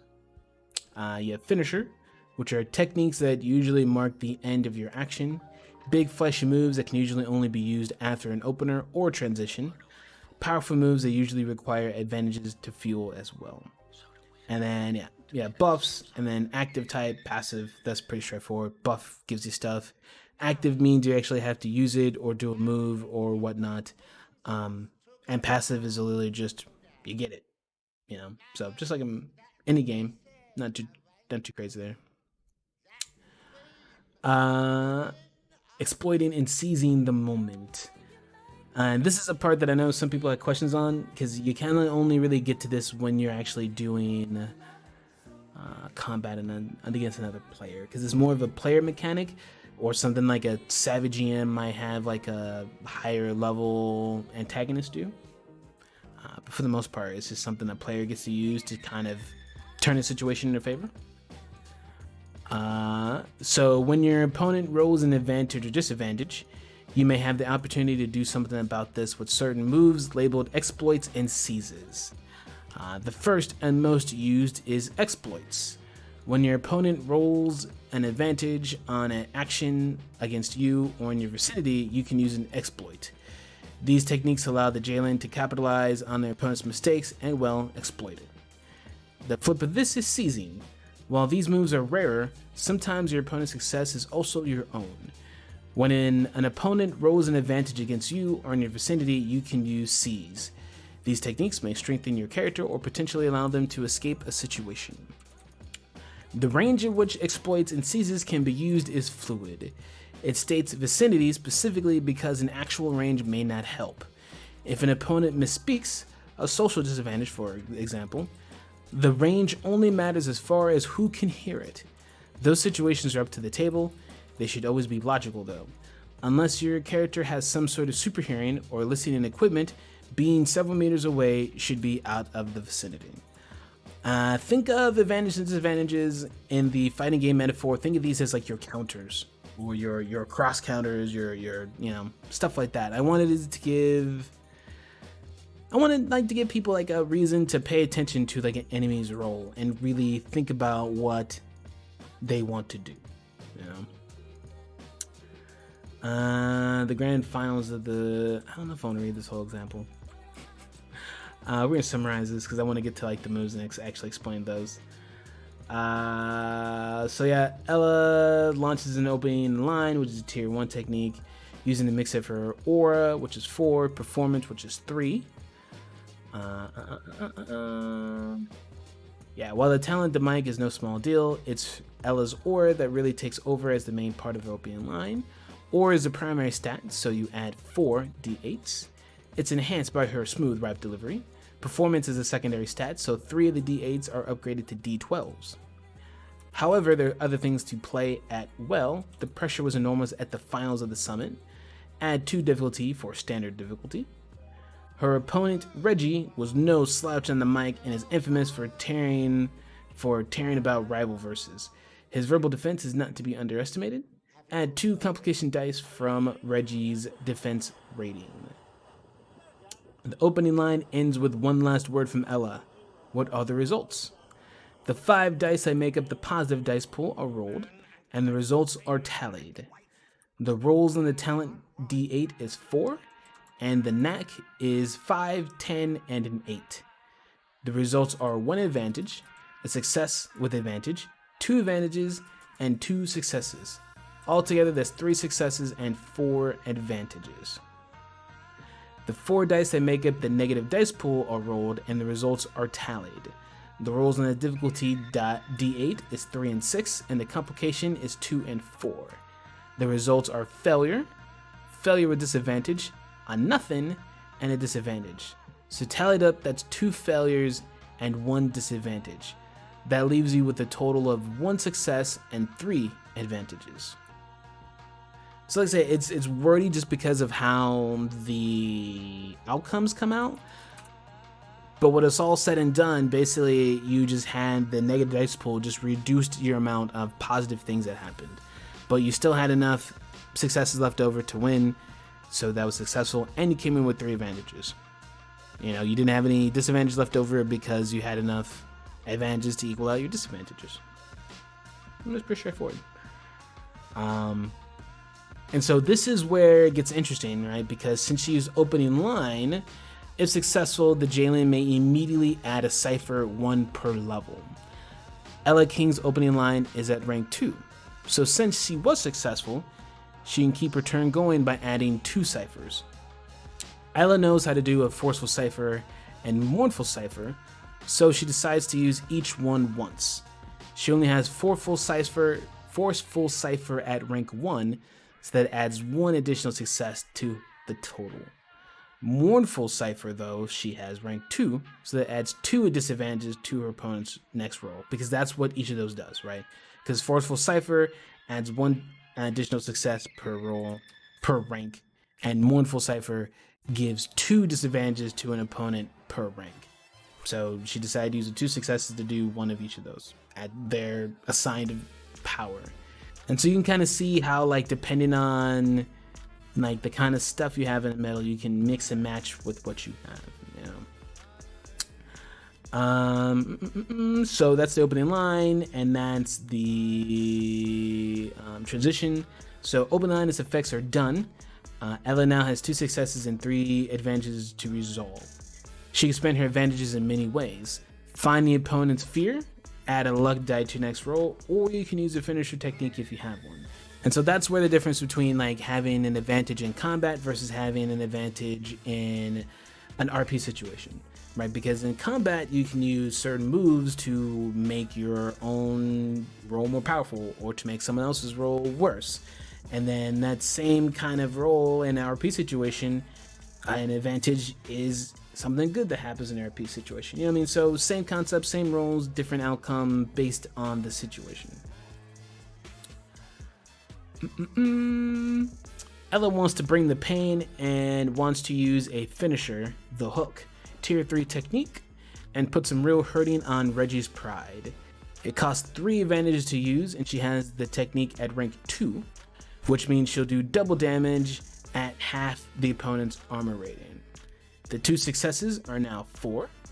Her advantages were all spent on using that 1 finisher, so no more.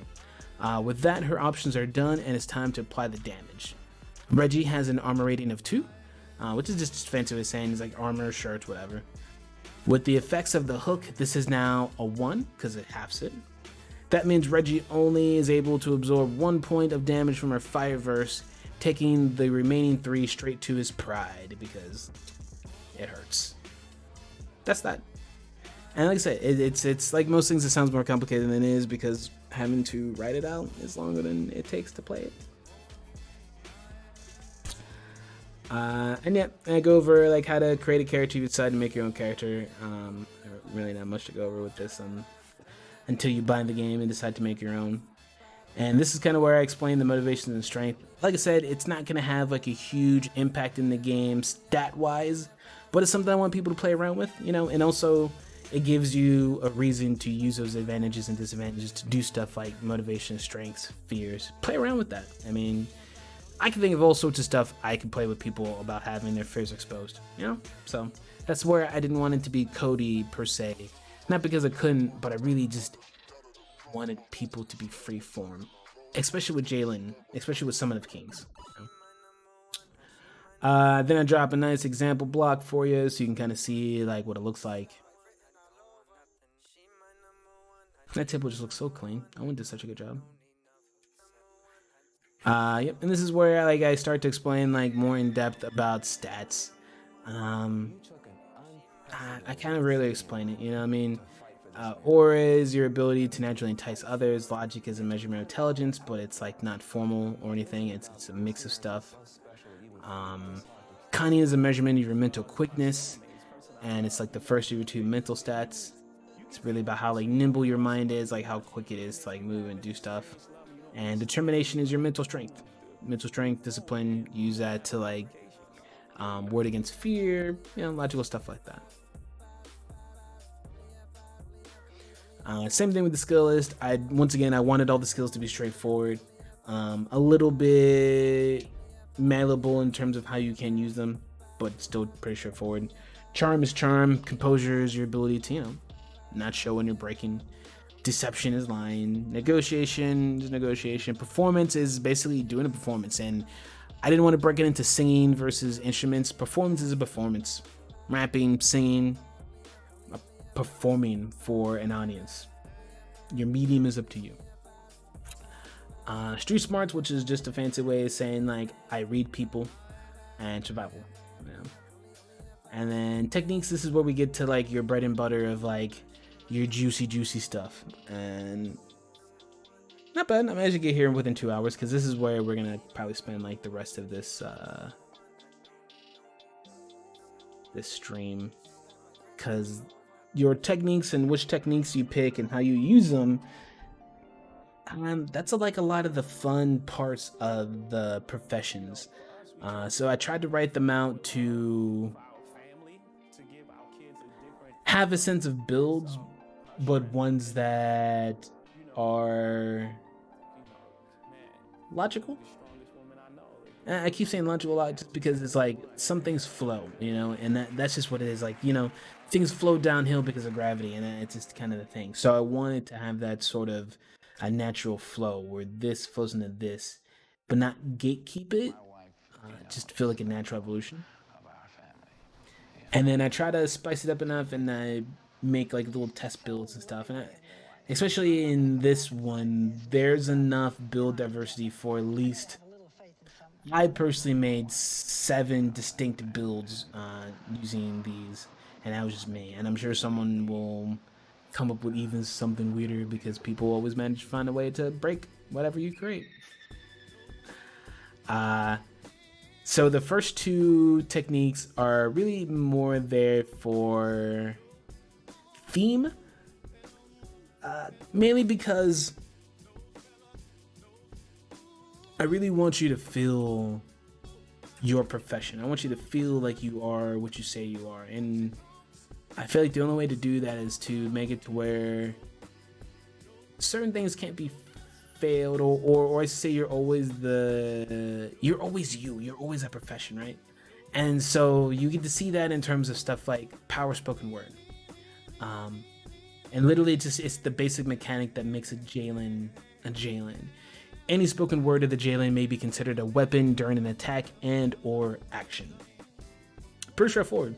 So I mean, literally you are always armed because like your tongue is a weapon, and this is my way of really codifying that, you know. So being able to use a word as an attack action is just something you get by default, because tier 0 skills you get automatically. There's no buying them, so I literally know that every single person in that class will have those moves.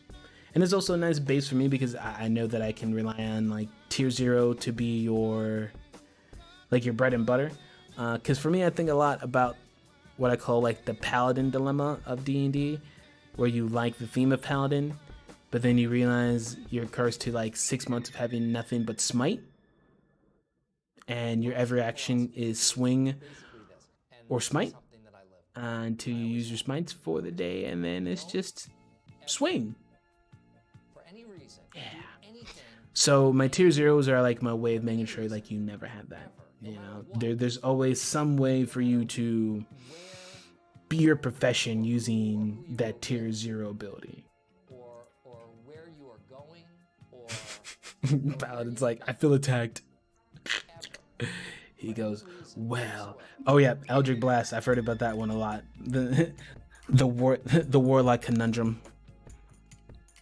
What's your action? The only thing I can do. Don't even ask me. So yeah, and then same thing with like Life's Rhythm. Any allies nearby who hear Jalens use a power spoken word technique gain 1 luck die to the roll within hearing range.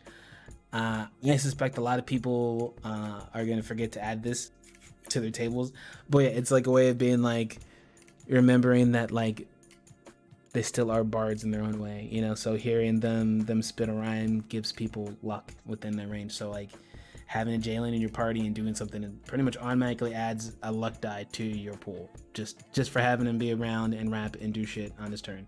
You know what I mean? So like that's kind of the group mechanic flavor that I like in my games, you know. And I want it to be something that's easy. There's nothing worse than being a support player where like trying to support people is like pulling teeth, and you're like, cool, I could help out the group with the spell slot, or I could save it in case I have to save somebody and heal someone. Cool, I'll just sit on the single spell slot for the rest of the session, because you never know. And if I use a spell slot, I'm screwed and I got nothing. But I really wish I could use a spell slot right now. Do I use it right now? Is it now? How much time do we have left? Do I use it now? Okay, I'm using it now. Crap, there's more enemies? No! You know, so it's like, I try to keep people out of that, you know? It's less about like, I have no options, and more like, you know, which one of these tools is going to help the situation, you know? This is a terrible example, but remember the line from Teenage Mutant Ninja Turtles, and they're fighting, they're like, I got the ugly one, now you get the ugly one. Which one's the ugly one? You know, like, I like more of those situations than like I have no moves left. The number one reason I'm always sad about support classes, truth. When you want to support someone, but it's all you can do ever because the hopes to do so are so arduous. Yeah, I feel like I've seen that with so many clerics where it's like, oh, you can do that cool stuff. They're like, yeah, I'm never gonna use it because I have to do it to heal. And I'm like, well, shit. Well, I feel bad now. I'll just carry pots with me because that sucks. And that is something that, especially as an MMO player, I'm well aware of. I don't particularly heal a lot. I heal every blue moon, and I usually run away because I heal, and people go, yeah, you're a good healer. I'm like, no, no, don't you look at me like that. Going back to DPS. But I get it. Like you want to be like, it feels good to be useful, but not useful in the sense of like feeling like you're just like a tool ready to be used. Like it's feels good in the sense of like I'm helping my friends. Like, look at me shine. Like, I'm the support. I'm the glue that holds us together. Like, you know, you want to be involved in that. You don't want to have to feel like you're someone's portable battery, you know, and med kit. Like, that sucks. No, not about that life. Not about that life. The true example is true naming from 3.5. Not super familiar with that one. Roll a skill check against a DC using the one ability you choose to give someone a benefit so small it becomes numerically irrelevant unless you put all your resources into that one skill check. Oh, yeesh. Yeesh. Yeesh. Nah, we not about that life. I like dynamic. I like things. I like people to have options. So yeah, tier 1, and this is like my general design philosophy for my RPG is, once again, 1 through 5. Tier 1 is your beginning, tier 5 is your best of the best, right? And what I'm trying to do is have it be kind of like a pyramid. You tend to want to use your beginning moves the most, right? Because those are the ones you're super excited for, and that's the one that really gives you a sense of your class. So rather than it be a smite situation where you're tier 1, you get it, but then you almost never get to use it, your tier 1 abilities generally are spammable. Not super, because some of them I do tie to resources, but when it comes to doing your basic stuff, it's going to be your tier 1 that you dip into a lot. Your tier 1 is going to be your moves that it's like, in your anime sense, it's your Kagebushin.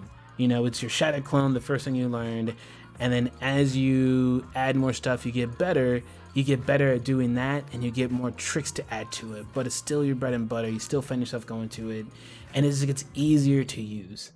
And then as you go up, they get more powerful, but not always in terms of damage. It usually gets more powerful in terms of,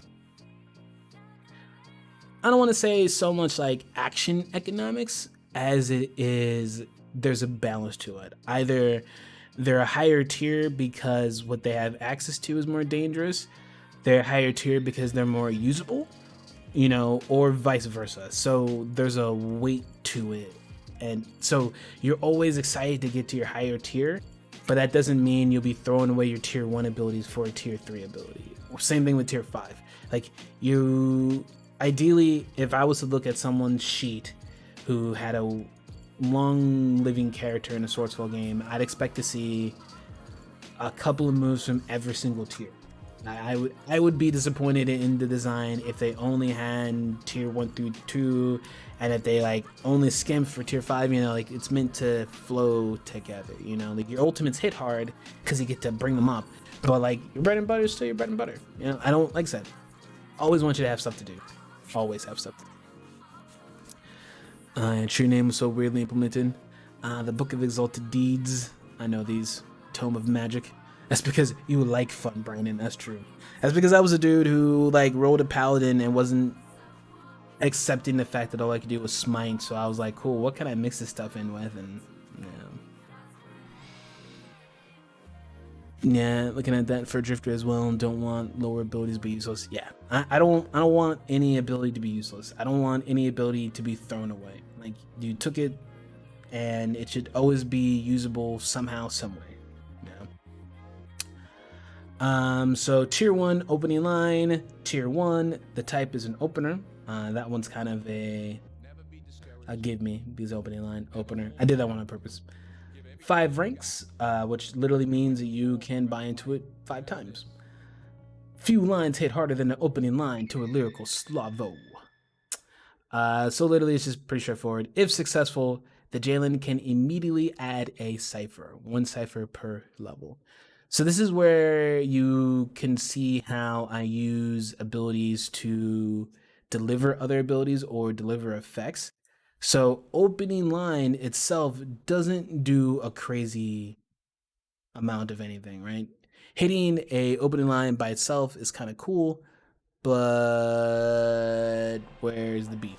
Well, the beef is that you get to add on ciphers. And also, mind you, like, when you roll for opening line, the opening line is your action. So you get to roll your ability dice, and that is kind of just tied into whatever you're doing. So that's when you get to say, hey, I'm going to use my aura, my performance to deliver my opening line. That's how that works. And so, yeah, so Jalens can immediately add a cipher, 1 cipher per level. And so that's why it has ranks. So this is where I kind of get into like a fighting gamey sort of sense, where it's a question of, do you want a survey of a number of abilities, or you want to be a specialist? Do you like the concept of opening lines and ciphers, or you want to be the person who just like has an opening line and goes, I got like 5 different ciphers. I can do so much stuff. I can give you a disadvantage. I can give you success. That's a support in its own way. And that's how I imagined, because Jalens is still a support class per se. It's not DP, right? And that's how they do their support, by using ciphers to either add an advantage with bold cipher, or add a success on Forceful Cipher, or add a disadvantage to an opponent with Mournful Cipher, or Insulting Cipher, which adds a failure. So you get to add good things, you get to add bad things, and then so basically you decide. And so all the ciphers are just one rank. You don't have to add anything else to them because they're determined by opening line. And so that, if you think of it like a tree, this would be its own little mini tree where opening line would be one, and the below it would have the options for like these 4 different ciphers because they do flow into each other. And they have their own impact. And so you could see how you could use these ciphers as your bread and butter if you wanted to. If that was your jam, if like you're just the kind of person like you could even be it's something you don't get to see a lot because it's kind of a weird concept. You see it with like warlocks where you just do nothing but debilitate your opponents. You don't even have to necessarily do damage to them. You're just like, I am the whole monkey wrench, I'm the whole toolbox, so you could easily be the person who you're like, cool, I'm gonna pick up Mournful Cipher and Insulting Cipher, and I'm just gonna add disadvantages and failures to whoever attacks my homies. That goes a long way, because like I talked about before, when it comes to dice, a single failure can have a really big impact when it's a game that doesn't have a high number of rolls in the first place. With 5 dice really being almost your max for your D8/D12, like you only get to the point where like there's only so many successes you can even hit. So that's where adding like a failure can really start off-weighing stuff. Or same thing with success, it's kind of when I just want people to be like kind of strategic with what they think about. Also, I should say this isn't going to be the full move list for Jalen. This was like my sort of opening vision for it. And what I want to do is really see more people play it, kind of see how people react to it. And I have ideas for more Jalen moves I want to add in to the full RPG. But I kind of wanted to hit the core of it and have people playing around with it, see what happens. Like I know there's a whole bunch of stuff that needs cleaning up. I just wanted to see people toying around with it before I really decided what I was going to fix and what was good. Tier 2 is where you start seeing that, okay, Tier 1's your setup, Tier 2 is where you start like laying stuff down. The Chopper, Tier 2 ability, it's a buff, has 2 ranks. And the Jalen enters a slight trance, increasing their words per minute at an incredible rate. The mechanics are you add 1 success and 2 advantages for each round Chopper is active. However, any opponent gains 1 success for any actions against the Jalen. So I feel like I didn't. Probably should add a little thing in there. But 2 ranks, so like the second rank would double it. So the second rank would give you 2 rounds of that one. I'll have to clean that one up. But yeah, so it's just meant to be literally like a buff. That way you get to decide what you want to add on. It costs 2 ether, and that way you kind of get to stack stuff. Feedback is always hard to come by. Ain't that the damn truth? Dramatic Preamble. Tier 2, it's an opener. And opening move, but for freestyling, a small but powerful pre-opening to get the crowd into the moment. So if successful, you add 2 successes to the next opening line. On success, if there's at least 1 advantage, the Jalen may immediately use opening line. You can only use it 1 time per encounter. So this was something I wanted to test out with doing more little moves where it's like a boost to something, right? Almost like a cooldown. And so how I imagine Dramatic Preamble being is like, let's say you know that you really want to use an opening line and you really need to make sure that you get it. You could just roll opening line, see if you're successful, and then go from there. But this is your way of being like, cool, well, I really want to anti my successes, right? So it's a little bit of a high number I have to hit. 2 successes, like I said, it's no joke. Like once you know you have a good roll, you can really start to use this stuff to your advantage. But being successful adds 2 successes to it. And then if you get an advantage, you get to just immediately get to play it, almost like Uno. So instead of having to wait your next turn to add on your 2 successes, you get to just boom right then and there. And I intend to do more moves like that because I want to have a little risk versus reward. For me, it's always kind of sucked in a game where I feel like I have to spend stuff to enhance my next move, and you're just hoping that it actually gets to be worthwhile.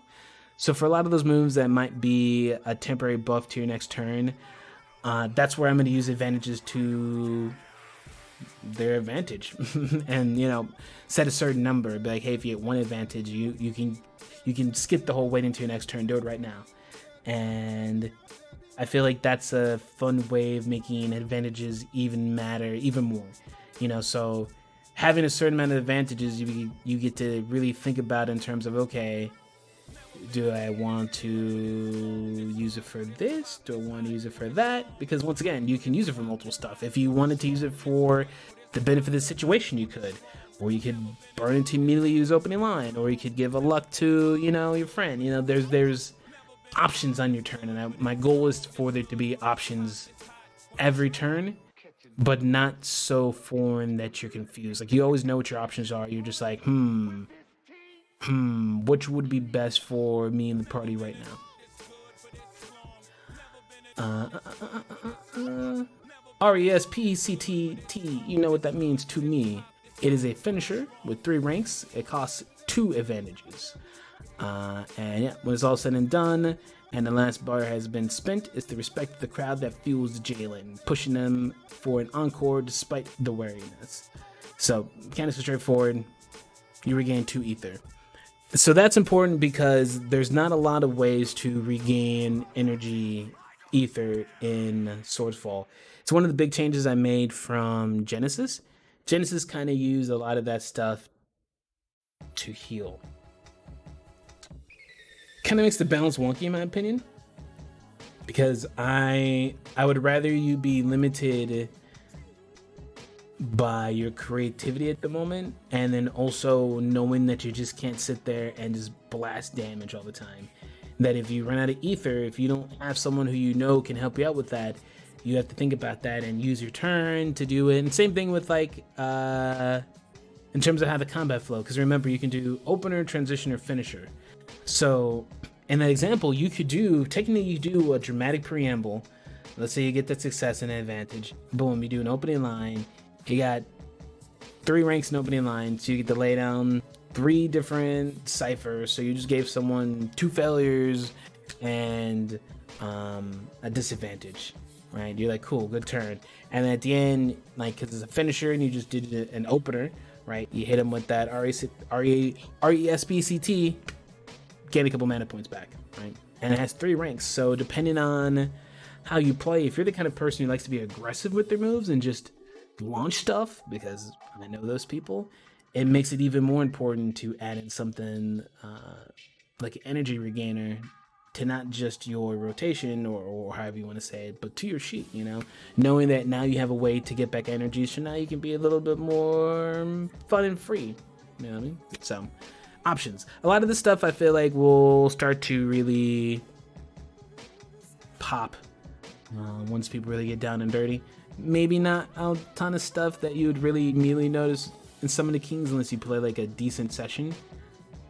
But I really, like I said, I really wanted to also give you a hint at it. So I gave you more stuff than maybe you would think to use in the Summit of Kings. But it's also kind of a challenge to see how you do use it. Sound effects. It's a buff, tier 2, only 1 rank, and it costs 3 ether to use. And the mechanic is the Jalen can mimic the sound of anything that is capable of the human mouth. The difficulty is reduced by 1 for any Jalen techniques used during it. So this was my own way of letting the buffer buff themselves, because can't hate it when as a game like you're a buffer and you can't buff yourself, and you're like, that's cool. Everybody gets to be awesome but me? Okay. And so once again, that kind of goes with being able to regain your energy. I wanted to make it sure that you technically can't regain enough energy just to make it an infinite loop. Like, you're going to lose a little bit more than you gain back unless you go out of your way to buy more into it. And that's okay. Like, I want that to be the design philosophy. If you want to get over the hump of something, you're going to have to pay that XP for it. because there's also an infinite amount that you can technically get the way that it works. Like you can not tier out per se, but it gets more expensive. So it's worthwhile to think about what you want to get. And then tier 3, and then you can see tier 3, this is where you get like another type of transition, and I just try to like sort of make it thematic. And that's also where you get like your first exploits and seizes on tier 3.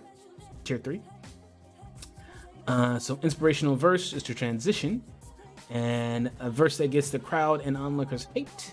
All allied players within hearing range gain 2 luck die to the next roll.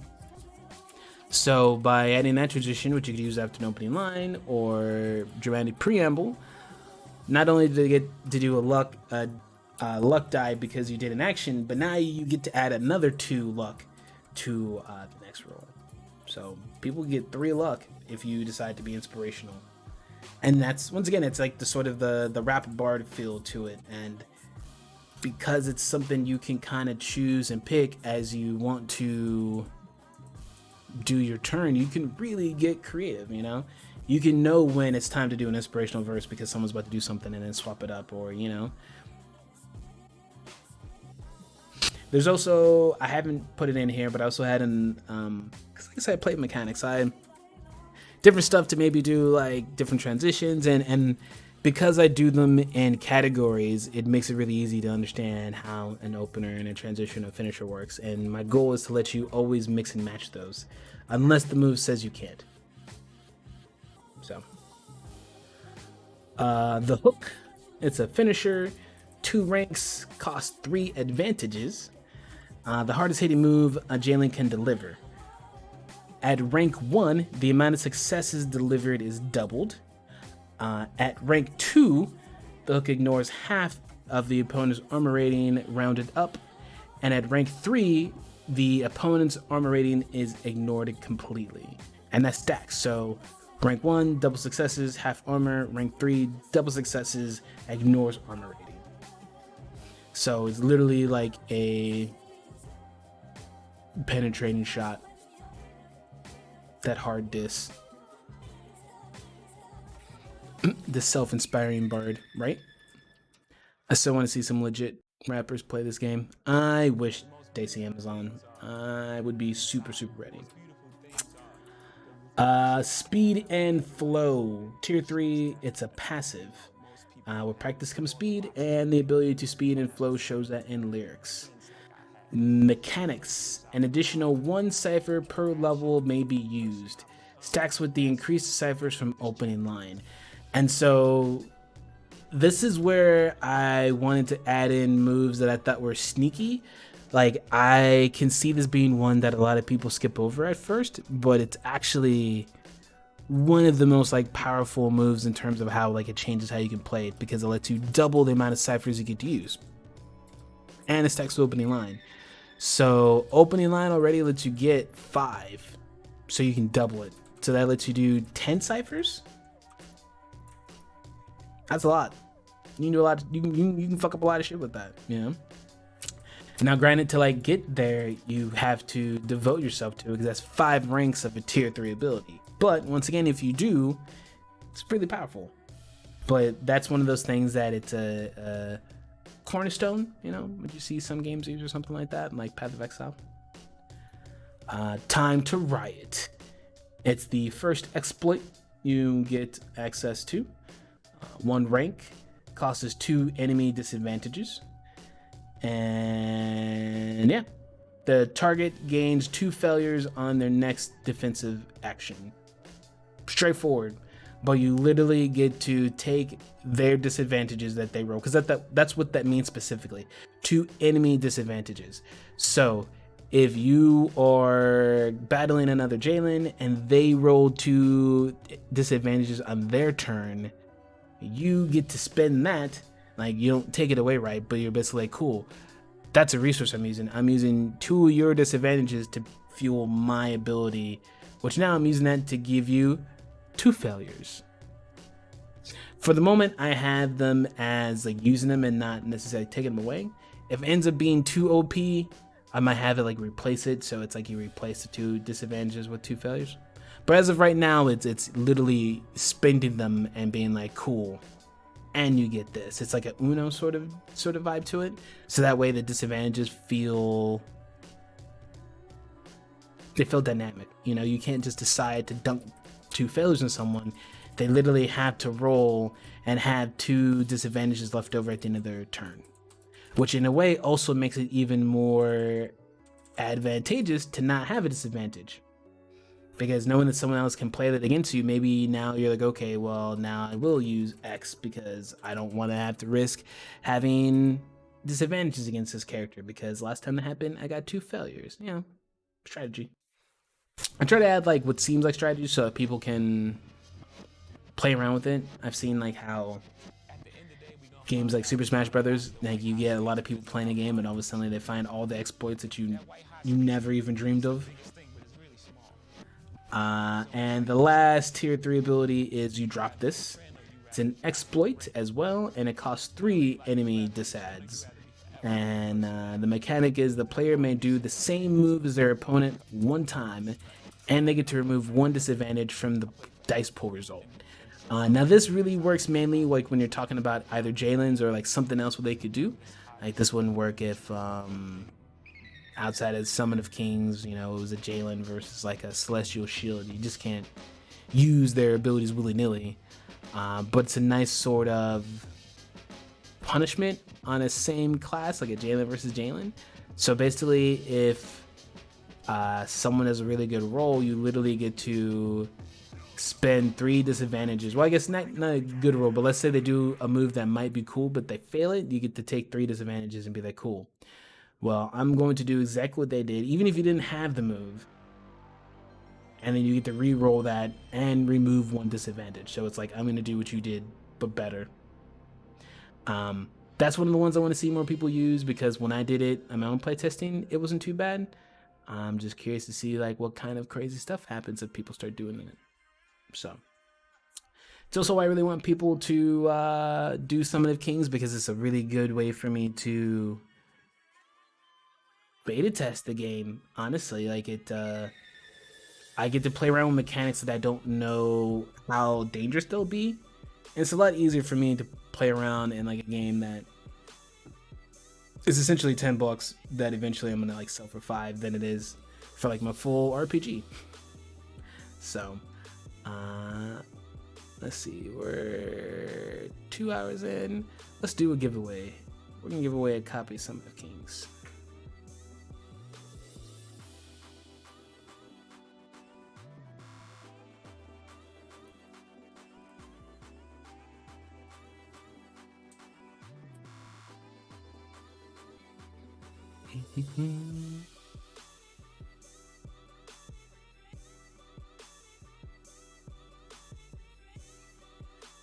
Okay.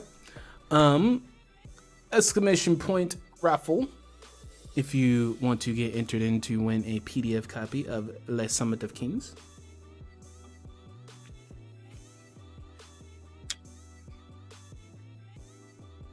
And we'll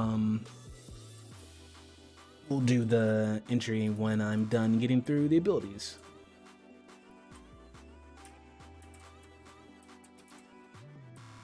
Okay.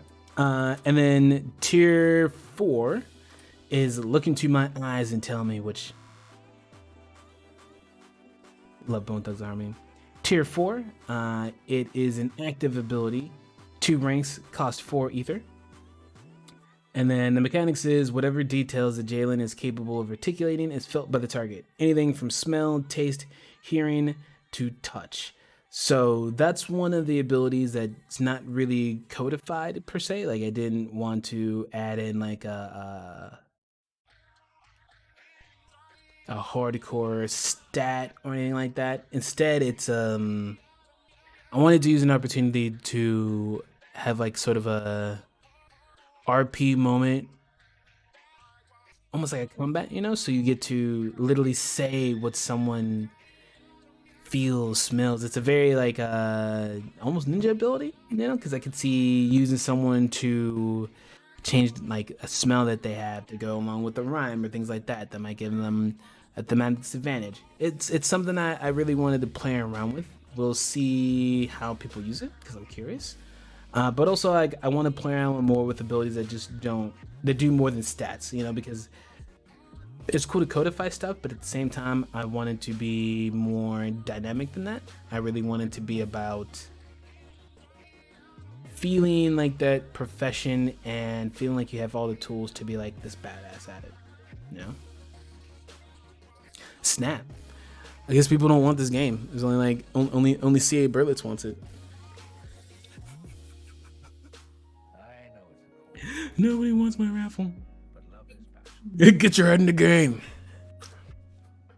All right, and then Pride Before Glory, tier 4. It's a C's. I think this is the first C that I give you.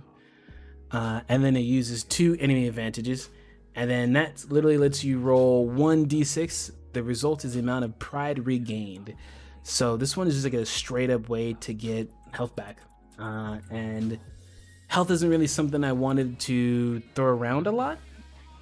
So it's like one of those things where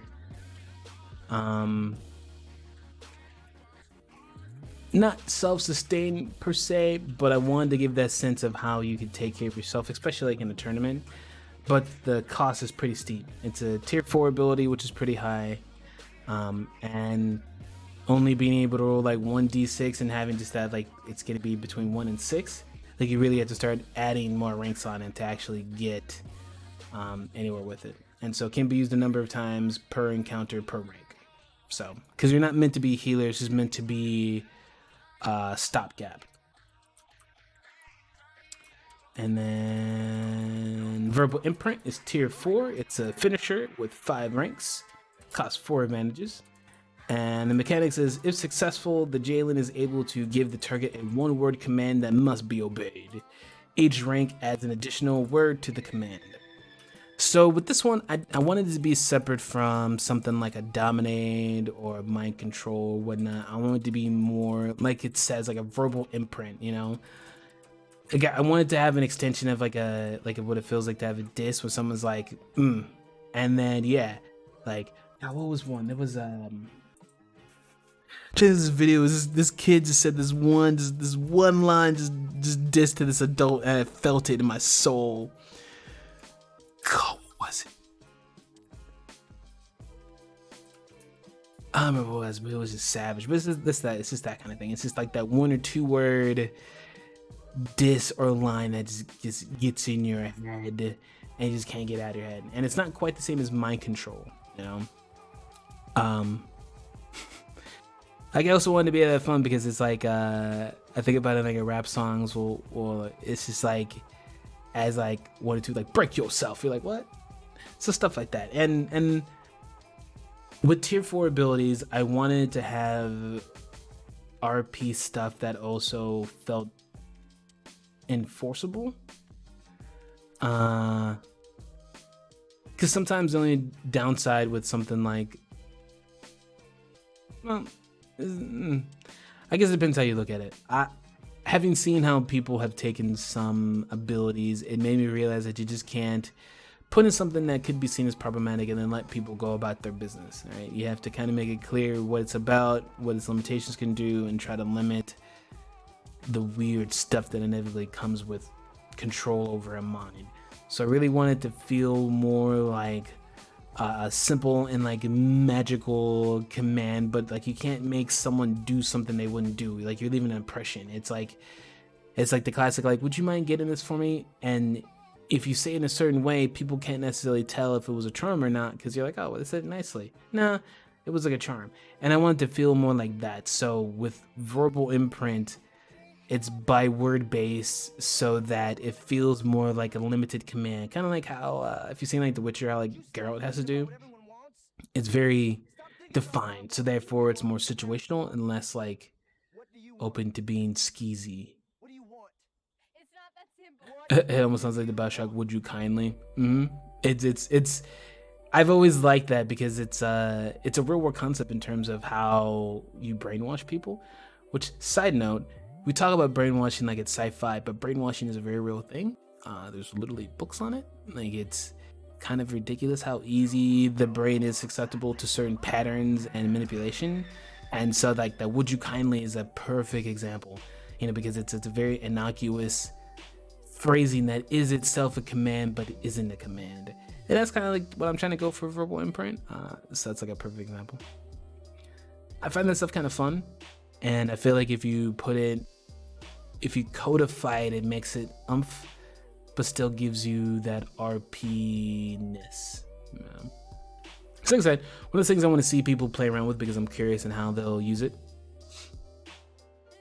Oh geez, don't I know it? I feel like I'm meant to do stuff all the damn time. I mean, it's a real thing. It's like I was saying, like it's people can't help but respond. And you can see that all the time. If you walk up and say something to someone, it's hard to just straight ignore someone. Like it takes a will to forcibly ignore them because you can't help but respond. Like they just the what? It's a human thing, So it's don't feel bad, CJ. There's a lot of stuff to it. I mean, it's like the cornerstone of con men or conning people, right? Thanks for the follow, Rickety Cat. And then finally, tier 5 abilities, there's only 2 of these. The final word, which is a passive, and it's this. You get to add 1 character stat permanently to the Jalen. Character stat can only have a maximum of 5. That's important because we didn't go over the character creation, but I do limit how high your stats can get at the beginning, because my goal is not to have people make max stat characters at the beginning. Like, it's supposed to be a journey. 5 is like you're barely human, whatever it is you're a 5 at. Like you're the best of the best of the best, like in that kind of scale. So I want it to be something that you almost have to get a tier 5 ability to get that like 5th stat, which is something I do in Genesis. I just wanted to define it a little bit more, make it really more clear that like you're kind of breaking the limits of what the human coil is capable of. And then Stage Fright, that's probably like my quote-unquote real tier 5 ability. I know this is one a lot of people get because it obviously sounds dope. 1 rank, passive. The negative effects of Mournful Cipher and Insulting Cipher last for the duration of the battle. For the target to shake off their Stage Fright, they must roll and spend 3 advantages on an action to shake off the effects, stackable up to your current ranks in Aura. And that one is... Those are kind of the powerful moves that I tend to play with, right? It gives you options that relate back to earlier moves, so like Mournful Cipher, Insulting Cipher. Those are tier 1 abilities, right? And then a combination with a suggested stat, which is Aura. I don't make Aura a requirement for Jalen, but there are some things I wanted to go along with that do make sense. Now in the full game, because I'm gonna have more than like 2 tier 5, I might have another one that plays off of, cunning or something else. But either way, that's kind of the big advanced moves that I'm looking to do. It gives you a reason to remember your old moves, but also gives you excitement over what it can do. And then just kind of like trying to like build a character, build a person, And yeah, that's all the abilities and Summon of Kings. And then the rest is literally the like little stat profiles of some of the other Jalens. And I added that in because you have the ability to make up your own, or you could use one of the pre-built, in case like sometimes you just don't want to make your own character. It makes it easier that way. So that's what these are. It's pretty straightforward. I feel like there's really nothing else to go over, really. 1v1v rules, and this is just suggestion because like bracket style, NCAA bracket, if you had enough people it could be fun, or just enough NPCs. I don't really think I've seen anybody really do a bracket per se, not yet at least. You had 2 ways to win, either who has Pride or Ether left, best out of 5 rounds, if no one just straight wins, and then the bracket, and then a little info about Boogie Cove, a little world building. And then as far as the side hustles are really just meant to be thematic. Some people have asked me about mechanics, and it's like, I'm just trying to give you like a theater of the mind for you to go over, and whether or not like how you feel about roller skating, just give you like a sense of what you can do with it and the kind of fun you can have in it, and just kind of get like the imagination sparking. I didn't really mean it to be deeper than that. So strongest thing a man can do is cry. To And that's express that. feelings, to be vulnerable in front of the world. That's real strength. That's that. You know, you feel like you gotta be Okay. We're gonna give away this book and then kind of wrap this up and then answer any questions. So you have like 30 seconds to hit the exclamation point raffle if you want in.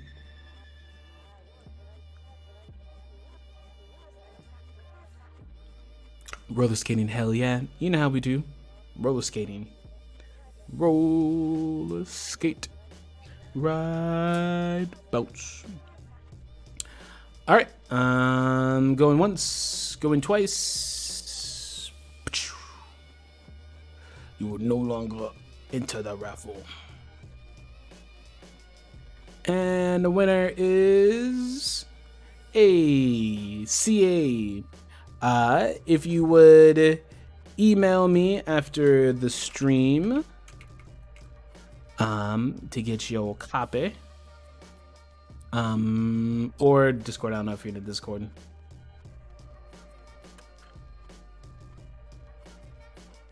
So you can email that address to get your stuff.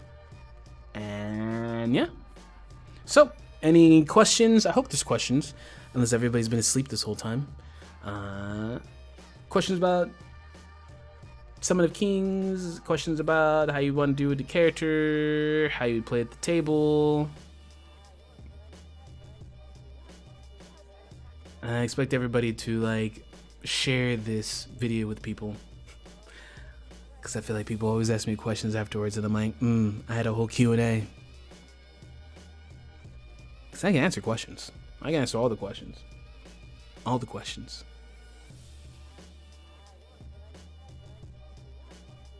Actually was asleep for most of this, unfortunately. Oh my god, CJ. Ugh. One job. It's Tuesday. It's Tuesday.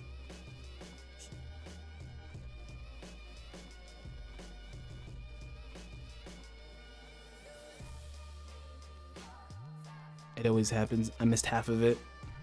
Fair. You guys will realize it Tuesday at noon. I'm gonna get on board with this, and everyone's gonna get on board with me. Certainly be sharing this video with a few friends of mine who are into TTRPGs. Formulating a cube right now, just putting the words together. Excellent. We're terrible students. Do better. I didn't realize it was Tuesday. I'm gonna start messaging you just to let you know it's Tuesday, CJ. I started to. I almost tagged you and was like, hey, and I was like, nah, that'll be cheeky. I know I should have. Probably bad chili too. I bet it's the same thing. Y'all terrible. Worst acolytes ever.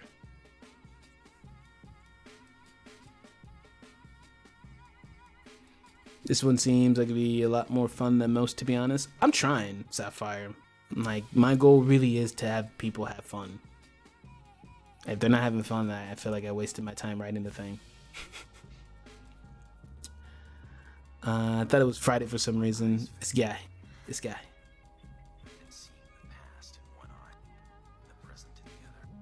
I was proper asleep this time. I was up real late.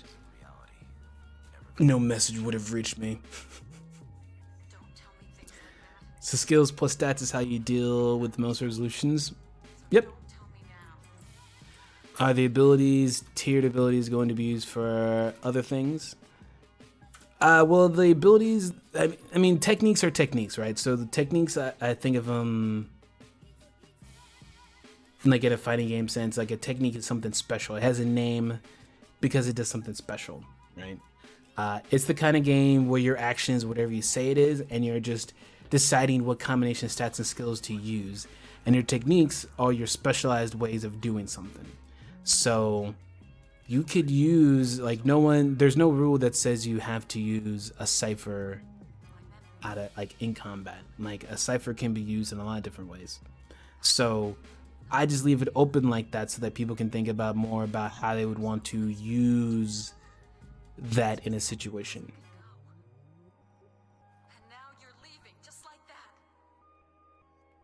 Sometimes you just gotta slip into a little bit of a coma. It happens. That's Bunny sometimes. Right. So I'm looking at Audio Sky's character block. Performance is based on aura, and their aura is 3, but their performance is 4. Is there some math MS going on there where performance's final score is aura plus something? So they're separate. So all I'm saying is that performance uses the aura part of your body, right? Because your performances, you're trying to like, and in the context of Swordsfall, I should say, a performance is like using your aura, right? You're singing, you're bringing like a presence to it. So that's all it's saying. It's just saying that it taps into that.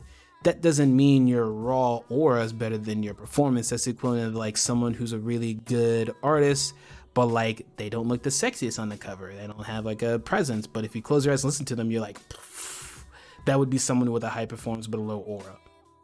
So that's why it's about taking the highest of the two for your primary, because they are not themselves linked. They're just linked thematically. Make sense?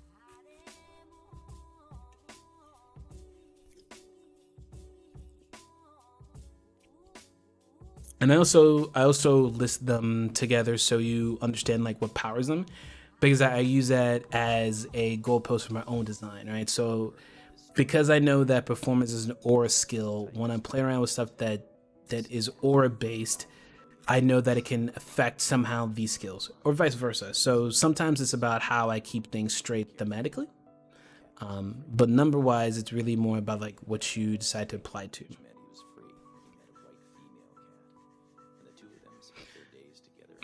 So insightful as a game design mechanic as well. I think so. Their value is not attached to their talent, which is a great idea to transport to other systems' ideas. And that's kind of why I do that as well, because it lets me be free, because one of the things I want to do in the full RPG is kind of have like setting templates, right? Where like you can change the theme. So just like how, in a way, Summit of Kings has its own theme of a tournament, and that's why it replaces like Wounds with Pride. My goal is to do that with different things so that it feels like you can have a different kind of adventure, but still in Swordsfall without me having to write like a full book, you know? So I can say that, okay, in a fear scenario where you're going somewhere where like everything is about fear, you're scared or whatnot, then we might replace Wounds with like sanity or something, like a little Cthulhu flashback, stuff like that. So I do that as well because I do want it to be flexible in that regard, just for like my own game design. But also, like, I really don't like feeling like you're attached to one specific stat. I just never liked feeling like, cool, well, strength is my stat. I dump everything into strength because that's all that matters to me. So this is my own way of trying to break that, and instead being more like make a character.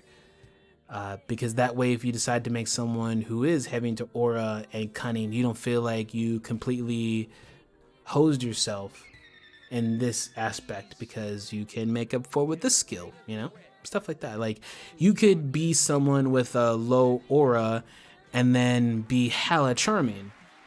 You know what I mean? Just because charming is a part of aura, I didn't want it to make it to where it was like, cool, well, this can't exceed that or whatnot. And this is weird. They're weird limitations I didn't think needed, especially with this system, you know. And also, like I said, I want people to be flexible. I want to be more like problem solving than I have to have every skill to be useful, which is why Summit of Kings doesn't have a lot of skills, because I don't want it to feel like I can't do something if I don't have the skill. The whole point is that having the skill makes you above average. So having 1 point in charm doesn't mean suddenly you can charm people. Having 1 point in charm means you are charming. Having multiple points just means you're hella charming. You get what I'm saying? So rather than it be like a one to exist, it's a one is a measurement of above average. Because if you want to think about it, the average would be 0. Because sometimes we're not trained in stuff, we just do it. Like, we do stuff with 0 points in it all the time, and we use other stuff to make that successful. You know, so my general design goal is to keep certain things limited, and that way, like I said, it's more about the pieces. I'd rather have you have like 4 or 5 pieces, like a Lego, you know, like I guess like Legos. there's not that many shapes of Legos, but they're designed to combine in a whole bunch of ways that comes down to like your imagination. And just when you're limited by your imagination, then they go, hey, here's a new type of piece. And that's my goal with Swordsfall, is to have few pieces, simplest design, but they snap together in different ways. And just when you've figured out all the ways to snap together what you have, I can add new stuff in. And that's like my own design philosophy. So, and you'll see that when you start seeing other classes, because some classes don't necessarily neutralize each other as its like its purpose, but you can see how like fire and water interact with weird ways, and it's a question of like, which one's better? Does this one have hotter fire, or does this one have more water? And that will change the outcome. And I'd rather be more like that than just paper, rock, scissors. So, interesting, inspiring approach. I'm trying to like merge philosophy with design mechanics as much as I can. Not like in a stuffy way, but like trying to solve all the things I hated throughout the games I've played, you know, and have fun in there. No. I myself, like, someone was asking me today what my favorite kind of games are, and it's like I'm an action RPG guy at my heart. I don't know what it is, but I love having different pieces to fit together and having to do stuff. Like playing Devil May Cry, once I have a point where I have like all my combos and I'm just combo flowing, like I feel on fire. I feel amazing. And I've just never really had a TTRPG that I felt I quite had that without having to homebrew the fuck out of some shit. Like, I had a ridiculous gnome alchemist and pathfinder, and like I took the specialty path where you're like I can't remember the name of it, but I basically call it the Pokemon Master. It's the offshoot of alchemist where you get to capture animals inside of potions. And I made the weirdest, craziest gnome who was like throwing napalm and like Pokemon, and I had so much fun. And my table was like, what the hell are you doing? I'm like, well, it says I can do it in the Pathfinder. I mean, I spent a week or two trying to track down all the elements to do what I wanted to do, but damn it if I didn't make it happen. Yeah, like I want that same feeling, but less work. Way less work. But that was a dope ass gnome. Like, I figured out some combinations in Pathfinder that I was like, is this legal? It looks legal. Is it ethical though? I had asked myself that question more on that character, that if it was possible. I was like, is this ethical? If I do this, am I ass? Am I gonna fuck up this whole party? Like, man, I figured out so much dope stuff to do because it was like, I just sat down with the Pathfinder book and I actually like got my money and I started actually looking at the items and I was like, cool. So, so this item has this interaction with burn damage because I knew I had X number of potions, and then I stacked like the specific gnome race to get an extra potion. I min-maxed the fuck out of that gnome character just so that I could throw Pokemon balls and napalm because that was what I wanted to do. So, I always have a love for Pathfinder for letting me do weird shit like that, but at the same time I was like, Pathfinder, why are you letting me do this? This is terrible. You trust me way too much. In a radical Velociraptor sort of way? Exactly. I'm usually too attached to traditional mechanics usually, and I want to try my feet in game design, so for me it's hell of inspiring seeing your stream of design notes. I appreciate that. Sounds dope ass. I feel like GM/GM shouldn't say no too much, but should be like yes, but, or hells yeah. That was my thing as a GM. I was more likely to be like, are you sure? Is that your final answer? And they're like, I mean, it was. It should not. Oh no, I'm just asking. Is it? And then like watch him sweat. They're like, I think so. It's like, is this okay to do this, guys? What do you? And I'm just over here. I'm like, I'm not saying no. I'm just waiting for your answer. They're like, yes, this is my final answer. And I'm like, awesome, great. And you open up the GM notebook and they're like, oh God, no. Oh God, what have we done? Oh, don't worry about it. It'll take like 3 sessions for us to kick in. I'd rather much be like that GM, you know? I think it's more fun for everybody. I get that fun because it's fun to in a way you're plotting against the party, but not like in a mean way. It's like plotting against someone to have their own surprise party, but you know you're gonna torture them a little bit, but making them think they're not gonna have a surprise party, and that's why the surprise party is so good. So you're kind of like a good friend, but at the same time a mean and terrible friend.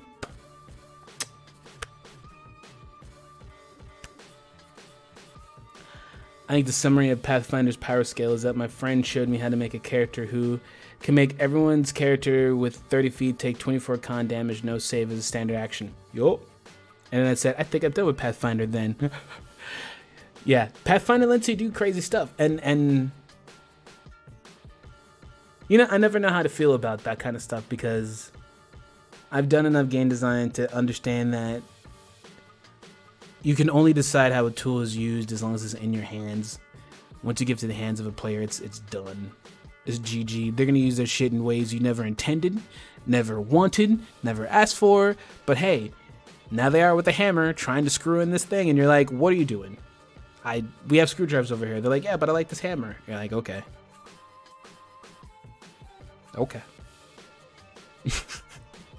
You know, so that's why in video games a lot of the times you're designing around the stuff you don't want people to do more than the stuff you want people to do, because you can incentivize players, but man, some of them will go, oh, it's a classic game mentality. Oh, well, the maps obviously looks like I should go here because that's where the exit is. I'm gonna go the opposite way.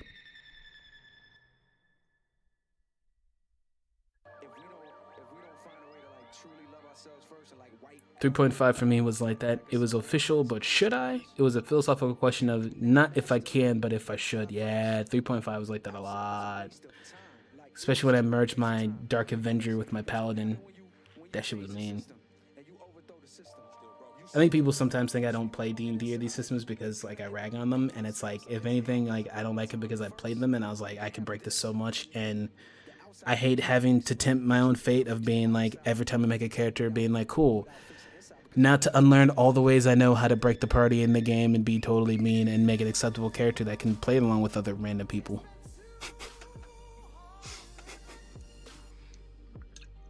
It's also how I ended up being a DM my first time, was because the current DM just had enough with the 2 min-maxers we had in our little group, and I was just like, I can't. Anybody else want a GM? And I was like, I'll give it a try, just because it was like, obviously no one else wanted to GM, but like I know how power gamers work, so I just like handled it with the way that made the most sense. I gave the min-maxers something that was more powerful than them to fight on, so they had to choose whether or not they really wanted to be about that life. The System Mastery podcast enlightened me into the crazy rules was written of 3.5, like the peasant railgun. Oh my. Does it encourage Pathfinder GMs to experiment as well? It does. It really does. It's just with the GM, to be a good Pathfinder GM, you really have to have read the book. You really had to have thought about it, and then also decided not to immediately wipe your whole party. Yep, you had so many options that you had to know too much that the party respect each other, exactly, like establishing how we were going to face it. You can only really talk honestly about the drawbacks of a system if you delved into it. It's true. It's really true. I've made some dope ass characters. I've made some mean ass characters. I have broken more than one game with the character, and I have had to learn how not to break a character. My first game of Vampire the Masquerade, I completely murdered the end campaign boss on the second session, because I remembered that, oh, one of the characters was like, I'm bringing a katana, and I was like, it's a katana? Like, yeah, because, you know, weebs. And I was like, yeah. I was like, well, it's made out of wood, so can we just use it as a stake? And just watch the GM was like, and people were like, well, yeah, it is wood. He's like, and he made the difficulty high, but I still won and successfully staked the end game Tremere Vampire. It was pretty good. It was pretty good. It was pretty good. It was a good time. Good time. So I'm always prepared for people like me who are like, oh yeah, what if I just use my brain to be a dick? I'm like, not today. So yeah.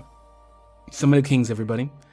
Any other questions? Because we are nearing on the 3-hour mark, and I have to pee. Brandon the min-maxer. I was a soft min-maxer. I was like I consider myself a maximizer, not a min-maxer. Because I'll take like things that could be my own detriment, but I play into them because I find it fun, to overcome the odds. So I don't make myself perfect. I'll give myself like a negative and then like completely make that negative fun as hell. The try harder.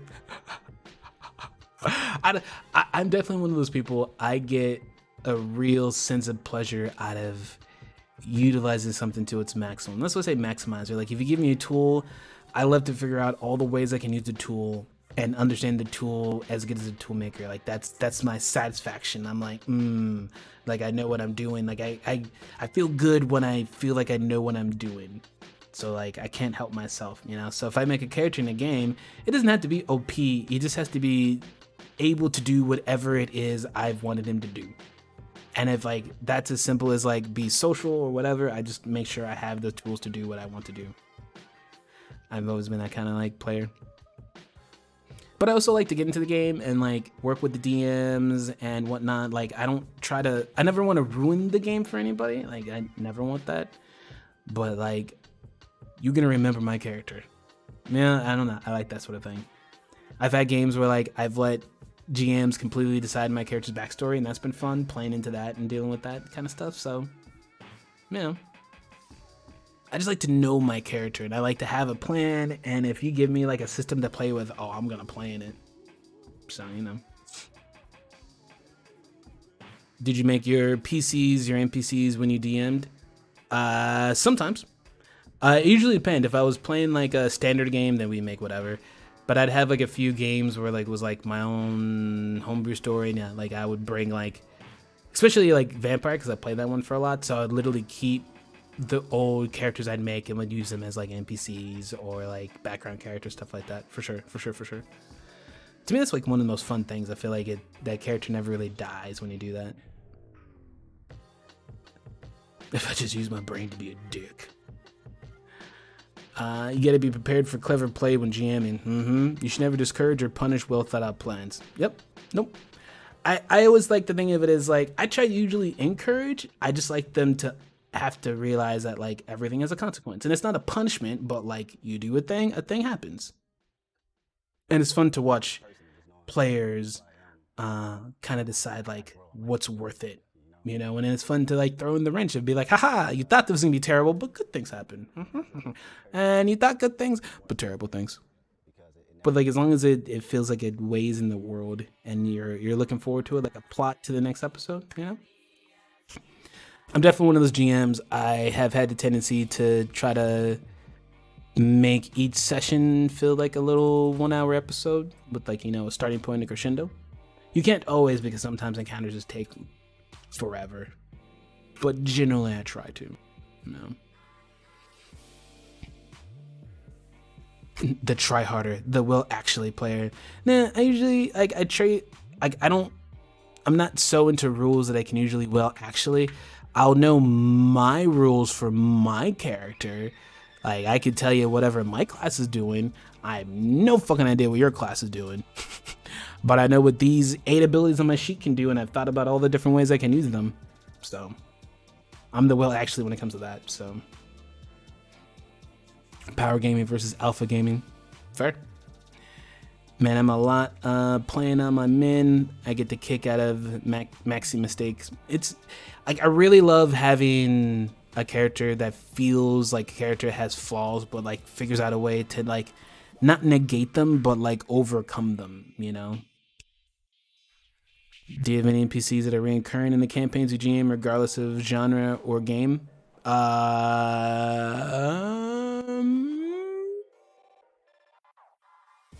Yeah, I've had like 2 NPCs that have come over, but like they usually stayed in only name and concept only, and like they didn't have like the same abilities because they switched over from like a different system. But I definitely kept them in terms of like a a profile and like a person, like a side character,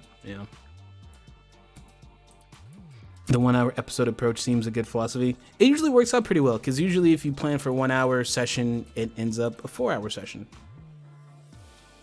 And if you end up early, like, God, it so rarely ends early. Like one time we ended early and people were like, oh shit, that's it? And I was like, yeah.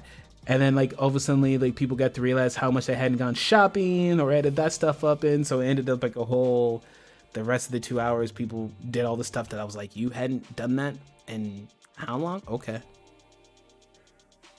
cool. So, and also I feel like sometimes that is something good to do, give people some post-session time. I guess it depends how you run your table. If I GM either before, well, honestly, maybe usually both. If I know I'm going to do something specifically involving a character, or I want them to be clued into a plot, I'll pull people before the game to be like, hey, that storyline from that one thing, we're gonna do that tonight. Or hey, by the way, that one thing X. Or hey, by the way, we're gonna do this, so be prepared. Either way. I'll usually get together with whoever's life I'm going to be messing up in the game. And then after session, it's something I picked up from a LARP game I played way back when. And it's sort of like a after session, though, like in LARP, because, it's like they called it aftercare, which was always a good laugh. But it was like, be like, all right, how did everybody feel about the game? Let people talk about what they want to talk about in a group form if they want to. And I usually take that as a minute to take feedback because, like sometimes people don't want to complain during the game because it's not an actual complaint, but it's something that's like, hey, if you didn't do this or fix this, I would be happy kind of complaint, Post session is perfect time for that because then you get to feel like you get to see how other people feel about it and stuff like that. And then usually either have players get together who I know like might need to RP together or something like that. I'll have players will pull me aside if they want to do special stuff, because that's something I tell people as a whole. Like, if you want to do something special with your character, like, please hit me up. Like, pull me aside after the game, email me, whatever. Like, I got no problem with that because it just makes the game more fun. So, like, peel away, chat with people. They'll be like, hey, like, after the game, I want to do this. Is that okay? Or blah, blah, blah, blah, blah. So, like, I like doing like an after session if we can, assuming that it doesn't go like hella late and people needed to leave. I usually do it after every session, especially if like we're moving to like a new scene or something like that, new plot line. Keeps everybody on track. Certainly 1 hour ends up between 3 to 4. You mentioned a lot, review feedback is so freaking important. It really is. And especially for me, who I GM often enough to be comfortable, but not often enough to feel like I always know what I'm doing. The feedback really helps me because I like to actually know, like, what are the things you actually like? Because if you like it, I'll keep doing it. If you don't, I'll stop, because like the goal is to have fun. And if we're not having fun, then like, what's the point? Oh dang, I'm reminded of a World of Darkness game that made me avoid World of Darkness because they were using the LARP rules for a table session. I tried to hack a computer, failed, and then sat around for the next 2 hours. Not a system issue, but dang, it made me avoid the whole line until like 3 years after, and I got most of the main new World of Darkness. That's weird. That doesn't sound like they used the LARP rules, because the LARP rules, like, you would have had more to do than that. And see, this is where it depends on your table. A lot of people I know were in quote-unquote LARP groups, but like when I hear about their experiences, I'm like, wow, you were in someone's like live action role playing where they got to role play as a dick and just get to be mean to you all. That doesn't sound fun. There's a lot of stuff I've heard like that where it's just like, how did anybody think this was fun or a cool idea? Like, what was the purpose of this, Because the whole point of LARP is really it's supposed to be snappier. Like, if you needed to do more besides that, it should have been more. But like, also, this is weird. You can't use LARP rules at a table session. I'm having a hard time with that one because that's just like the crisscross. Because I've done both for a long time. Like, one of my favorite tabletop campaign of all time, hands down, was a World of Darkness Vampire the Masquerade LARP Mind's Eye game. And it was the most fun I've had in any tabletop game ever. of all time, period, hands down. And it was funny because it was the group that I almost immediately left when I showed up because it was just so different from what I thought it was. And like I had so many, like I definitely profiled at first. I was like, who are these nerdy people? Like think they're vampires. I definitely was like not amenable to the idea of art because like this was like my freshman year of college, right? And like I'm in college and I'm like, man, I'm itching to play some like tabletop games, but I don't want to play D&D because that's all anybody ever seemed to play around me. And literally it's like literally on the quad, I literally saw like a little an image and I was like, that looks like vampire. And I see it and it's the Vampire the Masquerade book and it's like, hey, we're starting like a RP group, like come here at this time if you want to join. And I'm like, fuck yeah. So I go and it's like, I guess I could say this. It doesn't really technically dox myself, but like it was at University of Missouri, and so like it's at like this big ass food court, and it's like this bottom floor is like this little kind of mini arcade and like an open area, and so that's where like the meeting was. And I go there, and it's just like all the stereotypical people you think that you would see at a LARP if you've never been to a LARP. You know, so like one of them, I swear to God, was like dressed up like he was Dracula, and it was a different vibe. And I remember thinking, oh man, I don't know if this is for me. This is, was this a mistake? And like I was a lot more awkward than I am now. Like me now is more likely to either like chill or dip, but like me then was kind of felt trapped. Like, well, I'm here, and I don't want to leave and seem meanish, so I'll just sit here awkwardly until this meeting's done and just never show back up again. Like that was totally my plan in my head.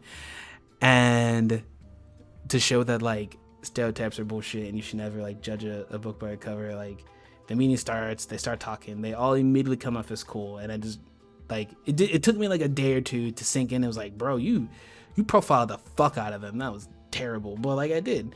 And they like go, okay, it's gonna be LARP. It's not gonna be quite like the tabletop games where you roll with dice. It's more like about the imagination, but you really get to play the character.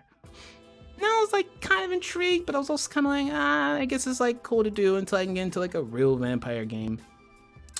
And we ended up having the sessions at one of the GM's house. So it was just like off campus, right? So I had to get like a ride off campus, which I was already kind of about, but whatever. I'm a nerd. I get to do nerdy stuff. You ever realize how many risks you take as a nerd to do nerdy stuff? Like we are the quintessential kids that will get in a car full of candy because it's like nerdy shit. Like I recognize it sometimes. I'm like, this is so dumb. What are you doing? But there's nerdy stuff that's going to be there. Terrible excuse. Either way, so I go to this house and it was like the party ended up being... it was probably 10 to 12 of us because it was a big multi-game. There was like one main GM and then had like 3 other sub GMs. And the plot was basically that whenever we came to the game meeting, which was on a Tuesday, that was technically Tuesday, Wednesday. I think it was Tuesday. That was technically a meeting of Elysium, right? Which is like where all the vampire elders and the Camarilla get together. So whenever we showed up to a session, that was basically your character showing up to this meeting.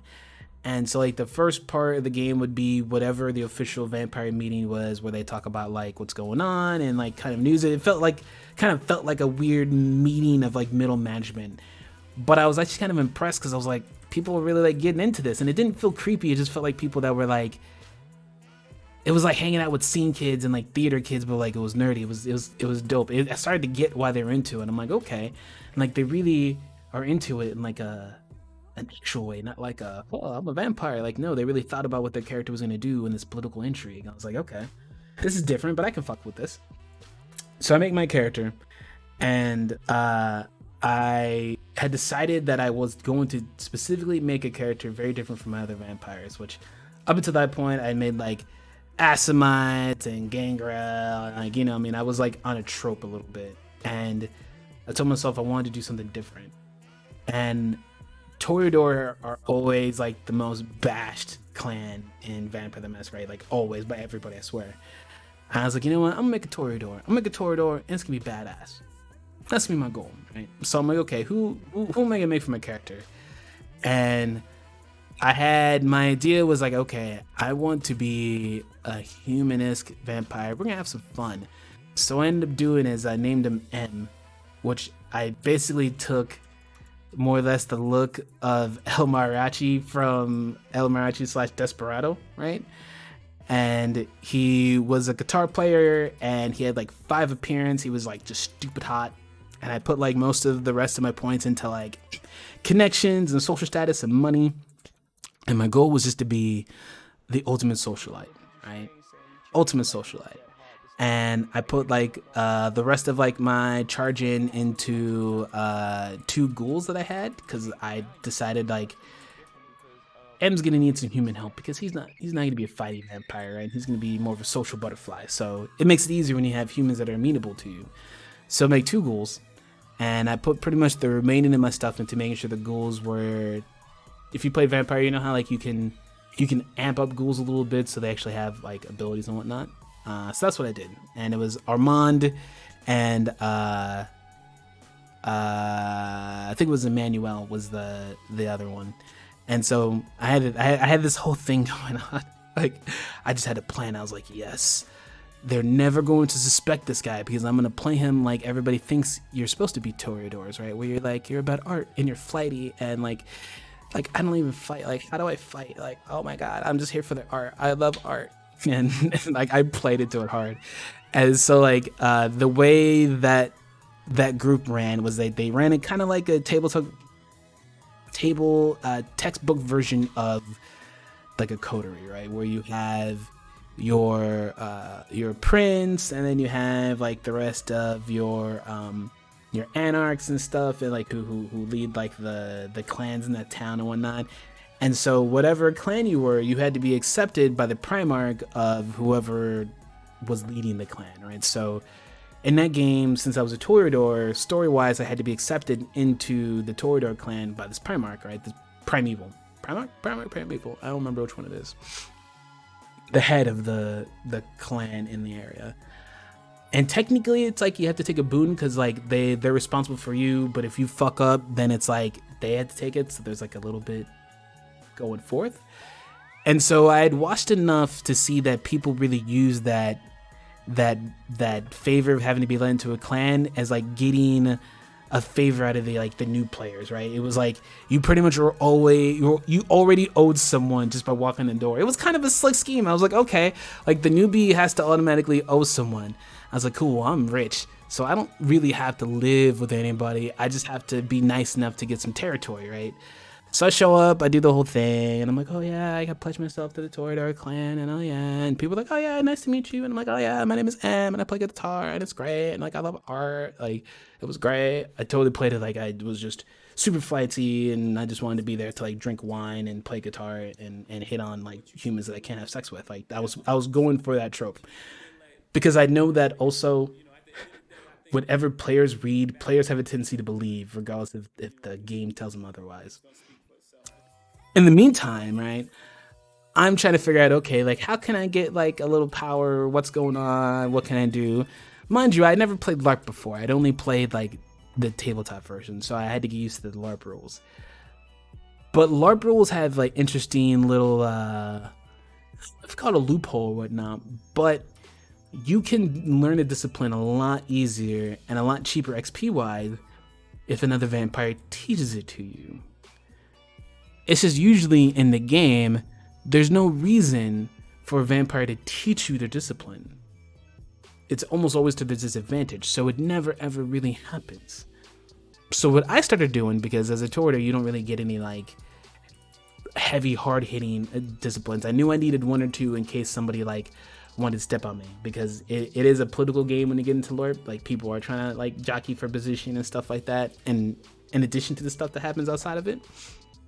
So because my character had like a house and whatnot, because he had money and whatnot, whenever like a new player would come in or like someone had to reward a character and they had to go through this whole process once again of having to basically owe someone a boon, right? Me being another like newbie, I'd be like, hey, you're new to town, Yeah, it's rough. I mean, I have a big house and like there's no one ever to hang out with. You want to like you can stay with me and like play the guitar. It would be great, right? Like I try to make it seem like, oh yeah, this guy's like I'm totally use him. And so what I would do is like toward the end of sessions, right? I would get one of the co-GMs because you'd have to have a co-GM around if you wanted to do something that was like canon story wise. And so basically after like a session or two, I'd be like, hey, like, I don't want to charge money or anything, but I was thinking like, you're a gangrel, right? And you have like the thing with like the claw hands. It would really be great if I could protect myself. This is hard. Do you think you could like, can you teach me a little bit like how to do like the claw thingy? That'd be really cool. And like a player doesn't think much about like going, yeah, like, yeah, I'll teach you. Like I get free stuff out of it. Mind you, like I'm building the Bexp because like you're playing over sessions. And then I would email, the GMs, because that's what we would do with the game you can email them whatever, because since the game was technically in real time, the other 6 days of the week, if you didn't have your character do anything, they were just essentially sitting in their coffin for the week, right? So I was like, okay, well, I'm gonna move and shake. So over the course of like these months, I would have these people like stay in my house to try to avoid having to use this boon, convince them all to teach me a discipline, while convincing them all not to tell anybody because I don't want anybody to think that like I'm easy to use. I did this to like 6 or 7 players. In the meantime, I'm trying to figure out how to use like these Toreador abilities to do something really cool. Well, like one of the Toreador abilities is animalism, which lets you do stuff like talk to animals. And if you like looked around the vampire community, especially at the time, people thought animalism was kind of like a useless move. It was like, ooh, talk to animals and stuff like that. Oh, whatever. Well, since we were playing in the town we were in, one of the things that happens a lot in Missouri, if you've ever been to Missouri, is fucking squirrels galore. Squirrels fucking everywhere. You walk one place, there's a squirrel. You look up, there's 8 squirrels everywhere. They're like assassins. So I'm like, okay, well, there's squirrels everywhere, and everyone's used to them. So how can I use these advantages? Okay, I'm going to take some food to the squirrels and add a little drop of blood to it. How much blood do I need to make animals my ghouls? As the GM is like, this sly motherfucker. So yeah, I basically started putting out tainted squirrel feeders around town, tainted with my blood, as I slowly started to turn the squirrels around me into my ghouls. Once it became my ghouls, I then started having a specific squirrel follow each of the vampires home after the meeting, so I knew where all the vampires in the town lived via my squirrel ninja network. It was the most fun thing I ever did. Like once it was like you put 2 and 2 together, like yeah. So like I knew where everybody lived. I knew where like their money was. Every week I was like, yeah, my squirrel's following everybody. Like tell me any information that like I'd actually know, right? So I had all that going on. In the meantime, once again, since my character has money and he came into the game with money, once I got let into the Toreador clan, I also got access to like the town, because the clans all have their own like feeding area, feeding zones. That way, like nobody kind of like overfeeds or whatnot. Well, in that game, not a lot of people really owned property. People would buy like their house or something like that. So mind you, I'm in a college town in real life, right? So I'm like, okay, I'm gonna buy some property. So I bought the biggest nightclub that we had in Columbia at the time. So in game I buy it because we actually had like a map out of the town. So I bought that, my club. Mind you, my character's a musician, right? He's got like max appearance, max performance, like he's dope. Like he's hella good. Like his backstory was he was like a famous mariachi player and he got turned and all this other stuff out of like jealousy and stuff like that. So either way, it was that. So what I started doing is, because as a Toreador, the game says that like you're the most humanistic of vampires, you come off as very human. So I used that to basically convince people that I was just like this regular club owner who had bought this club out of his own ego, because sometimes he wants to get on karaoke night and do his own thing and impress all the locals and impress the ladies, and it was like a thing that you would expect from a college town. I also use that to manipulate politics in my area. I would give out tickets to important people I would use like my own like dominating skills, whatnot, to get certain guests to come into town and whatnot. And then when those guests would come into town, that would bring in like famous people into the town. And I'd have like these special VIP meetings, and I'd serve this really old, really classic, really expensive wine. And I had a conversation with one of the GMs about this, because we always had the discussion about, could a human tell if a drink was contaminated with vampiric blood? The decision was that yes, if it's enough blood to turn someone to a ghoul, it would have enough taste of iron. And I'm like, okay, that's fair. I put it into this old, expensive wine. Too old, too expensive to actually complain about the taste. So I'd get these people to this VIP club, tell them about this great, amazing, expensive wine, so that when they wanted to say something about it, I would start to be like, you don't like it? Well, I mean, it's only 1902. Like, should it be older? I'm really sorry. I would plan that, and it was great that the GMs would play with me and be like, well, yeah, most humans, if someone really attractive, really rich acts like that, you'd feel like an ass. So like, I kind of convinced people through my position and my looks that this wine that obviously tasted funny was totally fine. So I used that to, I had the mayor of the town was my ghoul, the head of the police, some bankers. I literally was like starting to work my whole thing through this whole town, and this is all I did, this all in game, mind you. This wasn't like stuff I started beforehand. He literally started with being rich and being pretty. I did all of this in game. If he had like talking to people, I like emailing GMs, it took like a year or so, but like I literally had this massive underground network. And then I ended up getting plotting against the Toreador Primarch at the time, got him taken out, took over his spot to become the Primarch. So I was running the Toreador clan. Well, then I kept doing my whole like, oh yeah, I'm nice, be my friend, to everyone else who would come in, because now I was the nice Toreador elder that didn't make anybody have to use a boon or own anything, you know. Mind you, at this time, I'm still learning disciplines from people. I had every discipline that a Camarilla vampire could have except thaumaturgy. Every single one. I like dominate, I'd obfuscate, like I was lit. My character sheet was like 3 pages, and like we had to carry our character sheets with us for the game, but I would keep mine in my pocket. I'd never let anybody see, because I didn't want anyone to realize how much shit I actually had. Until finally one player started getting wind of the fact that like I was starting to make moves and was like, oh, I'm gonna go against him. Well, we ended up rolling bad against the fight. I got exposed, right? And the prince at the time used that as an excuse to take away like my position of power, because I'm starting to get close to the prince's level of power. So he's like, oh yeah, perfect mistake to knock him down a peg.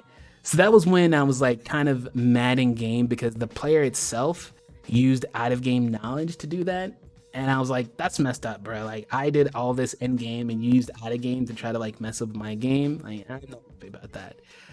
So that's actually what ended up me not playing it as much, because at that point I was like, I couldn't separate my my want for revenge against the player from my character's want of revenge against the character. Because I had all this stuff, and I came with this whole plan. I had a whole email, I sent it to the GM, but it was like, you know what, never mind. I had this whole plan. I was going to assassinate one of the primevals, and I was going to use one of my ghouls, who I was teaching my ghouls my abilities at the time. So one of my ghouls, Armand, could also do obfuscate, which means he could look like other people. So I was going to assassinate one of the other characters, pin it on this person by having my ghoul look like them, right? And because if you, like the way the game worked was like, if someone has an equal level of obfuscate, then they can't see past it. So since he had more obfuscate than most people, minus like, I don't think anybody else had as much obfuscate. Like I could basically look like that vampire and no one would know the difference, right? So I was going to do that to assassinate them and set them up in this whole thing. But I was just like, that kind of makes me a dick. I don't know. And then school ended up getting crazy, so I ended up not really going a lot anyway. And then kind of lost touch. And then like 6 months later, they were like, "Hey, we're having like a whole post-mortem because we finished the game. Like we really like like to see you again." I'm like, "Oh yeah, sure." I get together, homeboy who like I had to fight with, he's not even in the group anymore, and we talk about stuff. And then like everyone's kind of talking about their characters, and then the main GM, who like I can't remember this dude's name, but he was like, how do I describe him? He's like this 6-foot black dude who was like charming, but also like he looked like the dude who would like steal your money, but you're not quite sure if he did. But then he charms. He was an interesting dude. He was the exact kind of person that expect to be like a GM of a LARP game. Coming to find out, this dude was playing a Tremere who was like, anytime like a player would disappear or would die, he would take them to his manor, and he was doing all sorts of experiments. So like, he's talking about all stuff's going on, and then he points at me, and he's like, and the only person he was close to like making me worry was this guy. And I'm like, what? He's like, yeah, I saw the moves you were doing. I was like, ah. And I told him about my plan. I was like, yeah, I thought about setting this dude up with a murder. And they all looked at me. They're like, why didn't you do that? And I'm like, because I thought it would have been a dick move. And they're like, bro, that would have been amazing. I'm like, oh, I missed my moment. I missed my moment to be my best darkness. But I have it in my head and in my heart. The time where I set up someone with the double murder using Obfuscate and a squirrel network that I Googled myself. It was fun. Either way, long story short, LARP is fun. Most people do not play LARP right. When LARP is played fun, it was by far my favorite time playing tabletop games ever. By far.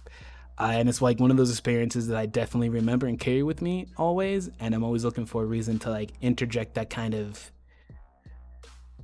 skullduggery into my games. And also the ability to give you like things that seem small, but if you use it correctly, could be crazy. Because having a squirrel network was ridiculously easy, and it was ridiculously powerful. It was ridiculous. So, that's my story time. Theater kids, true story. Just like dragging a game with Masquerade in the title. I mean, you expect it, but at the same time, you don't expect it. Garage roof at night for medieval fighting. Can't believe that. But the candy is vampires, Brandon. Sometimes it is. Andres called the squirrels. See, you must know the Midwest, because anybody from the Midwest knows that squirrel shit. Like, them motherfuckers are crazy. Murders, vampires, squirrels. Hell yeah. They weren't murderous yet. So you're role-playing a stupidly fabulous vampire rocker with an army of squirrels. That's basically a JoJo character. I was a JoJo character before it was cool. JoJo took lessons from me. Tries embrace the dark side. Yes. Vampire making dick moves. Yeah, it checks. You know how we do. Like, if there's ever a game where I feel like you have the ability to do it, it's that game. It's that game. All right, peeps. This is like one of my longest streams I've done in a while, especially for a Tuesday stream. Yeah, I think that's about it. Unless people have more questions. Which there should be more questions. I'm disappointed by the lack of questions, by the way. We'll talk about that next stream. I wish I explained it too well. I mean, you're cute with the compliments, but like every time I feel like I explained something enough that someone's like, yeah, I didn't understand any of that. And I'm like, well, why didn't you say anything at the time? It's like, well, it took me a while to realize that I didn't understand any of it. I'm like, why? It hurts. Okay. That's it for me. My college campus had squirrels on it. It would straight up jack your food if you weren't. Yeah, that's exactly what I'm talking about. So like, no one ever questions the squirrel. Ever. Ever. Ever.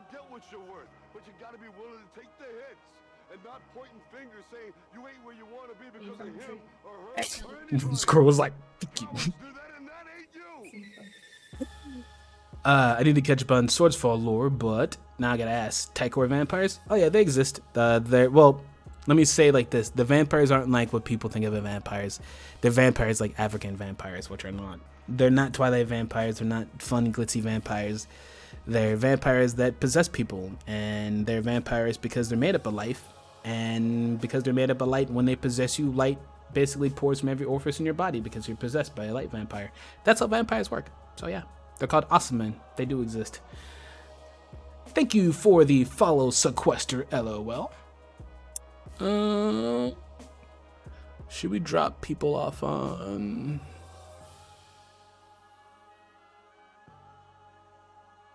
Hmm. Say.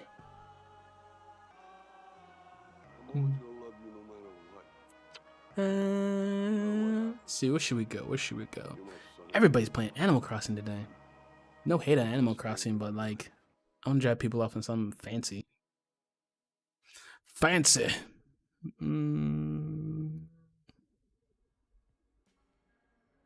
Oh, look. I like these people. We're going to go over here because Nomi is over here playing Dungeons and Dragons with a whole bunch of people I like. I mean, I'm sad that he decided to like leave my stream to go do his own stream. Who does that? Offended. I was playing Final Fantasy 15 at the beginning of the stream. Nice.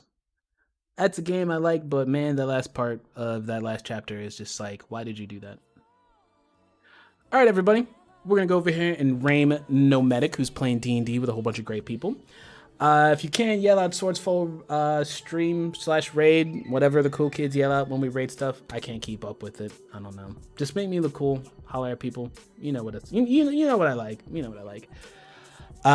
Yeah. Thanks for coming to see Summit of Kings. If you have questions, you'll just have to watch this stream over again. No, I kid. Not really. So Thursday we're going to be doing. Depends. Maybe we'll talk about some 5th Ebon expedition. All right. Till then, everybody, stay safe, stay inside-ish. I know we're kind of getting to the end of that, but wash your hands, all that bit. Stay safe. Read some Swordsfall stuff. The Bank Heist is on Amazon right now. It's super good. Summon of Kings physical copies is on Amazon. It's super good. It's also on the website. It's super good. Yeah. Thanks everybody for showing out. Have a good day. See you on Tikor. I was late. You showed up so late. I'm sorry, okay? My dad doesn't allow me to use the radio at home. You gotta sneak the radio up to your room. It doesn't really help when you're walking up the stairs and then you guys start talking. You can't hide sound, okay, Bev? You have a bunch of technology. You can. They don't let you use the radio? Soundproof. Yeah, I was gonna say, like, isn't there, like,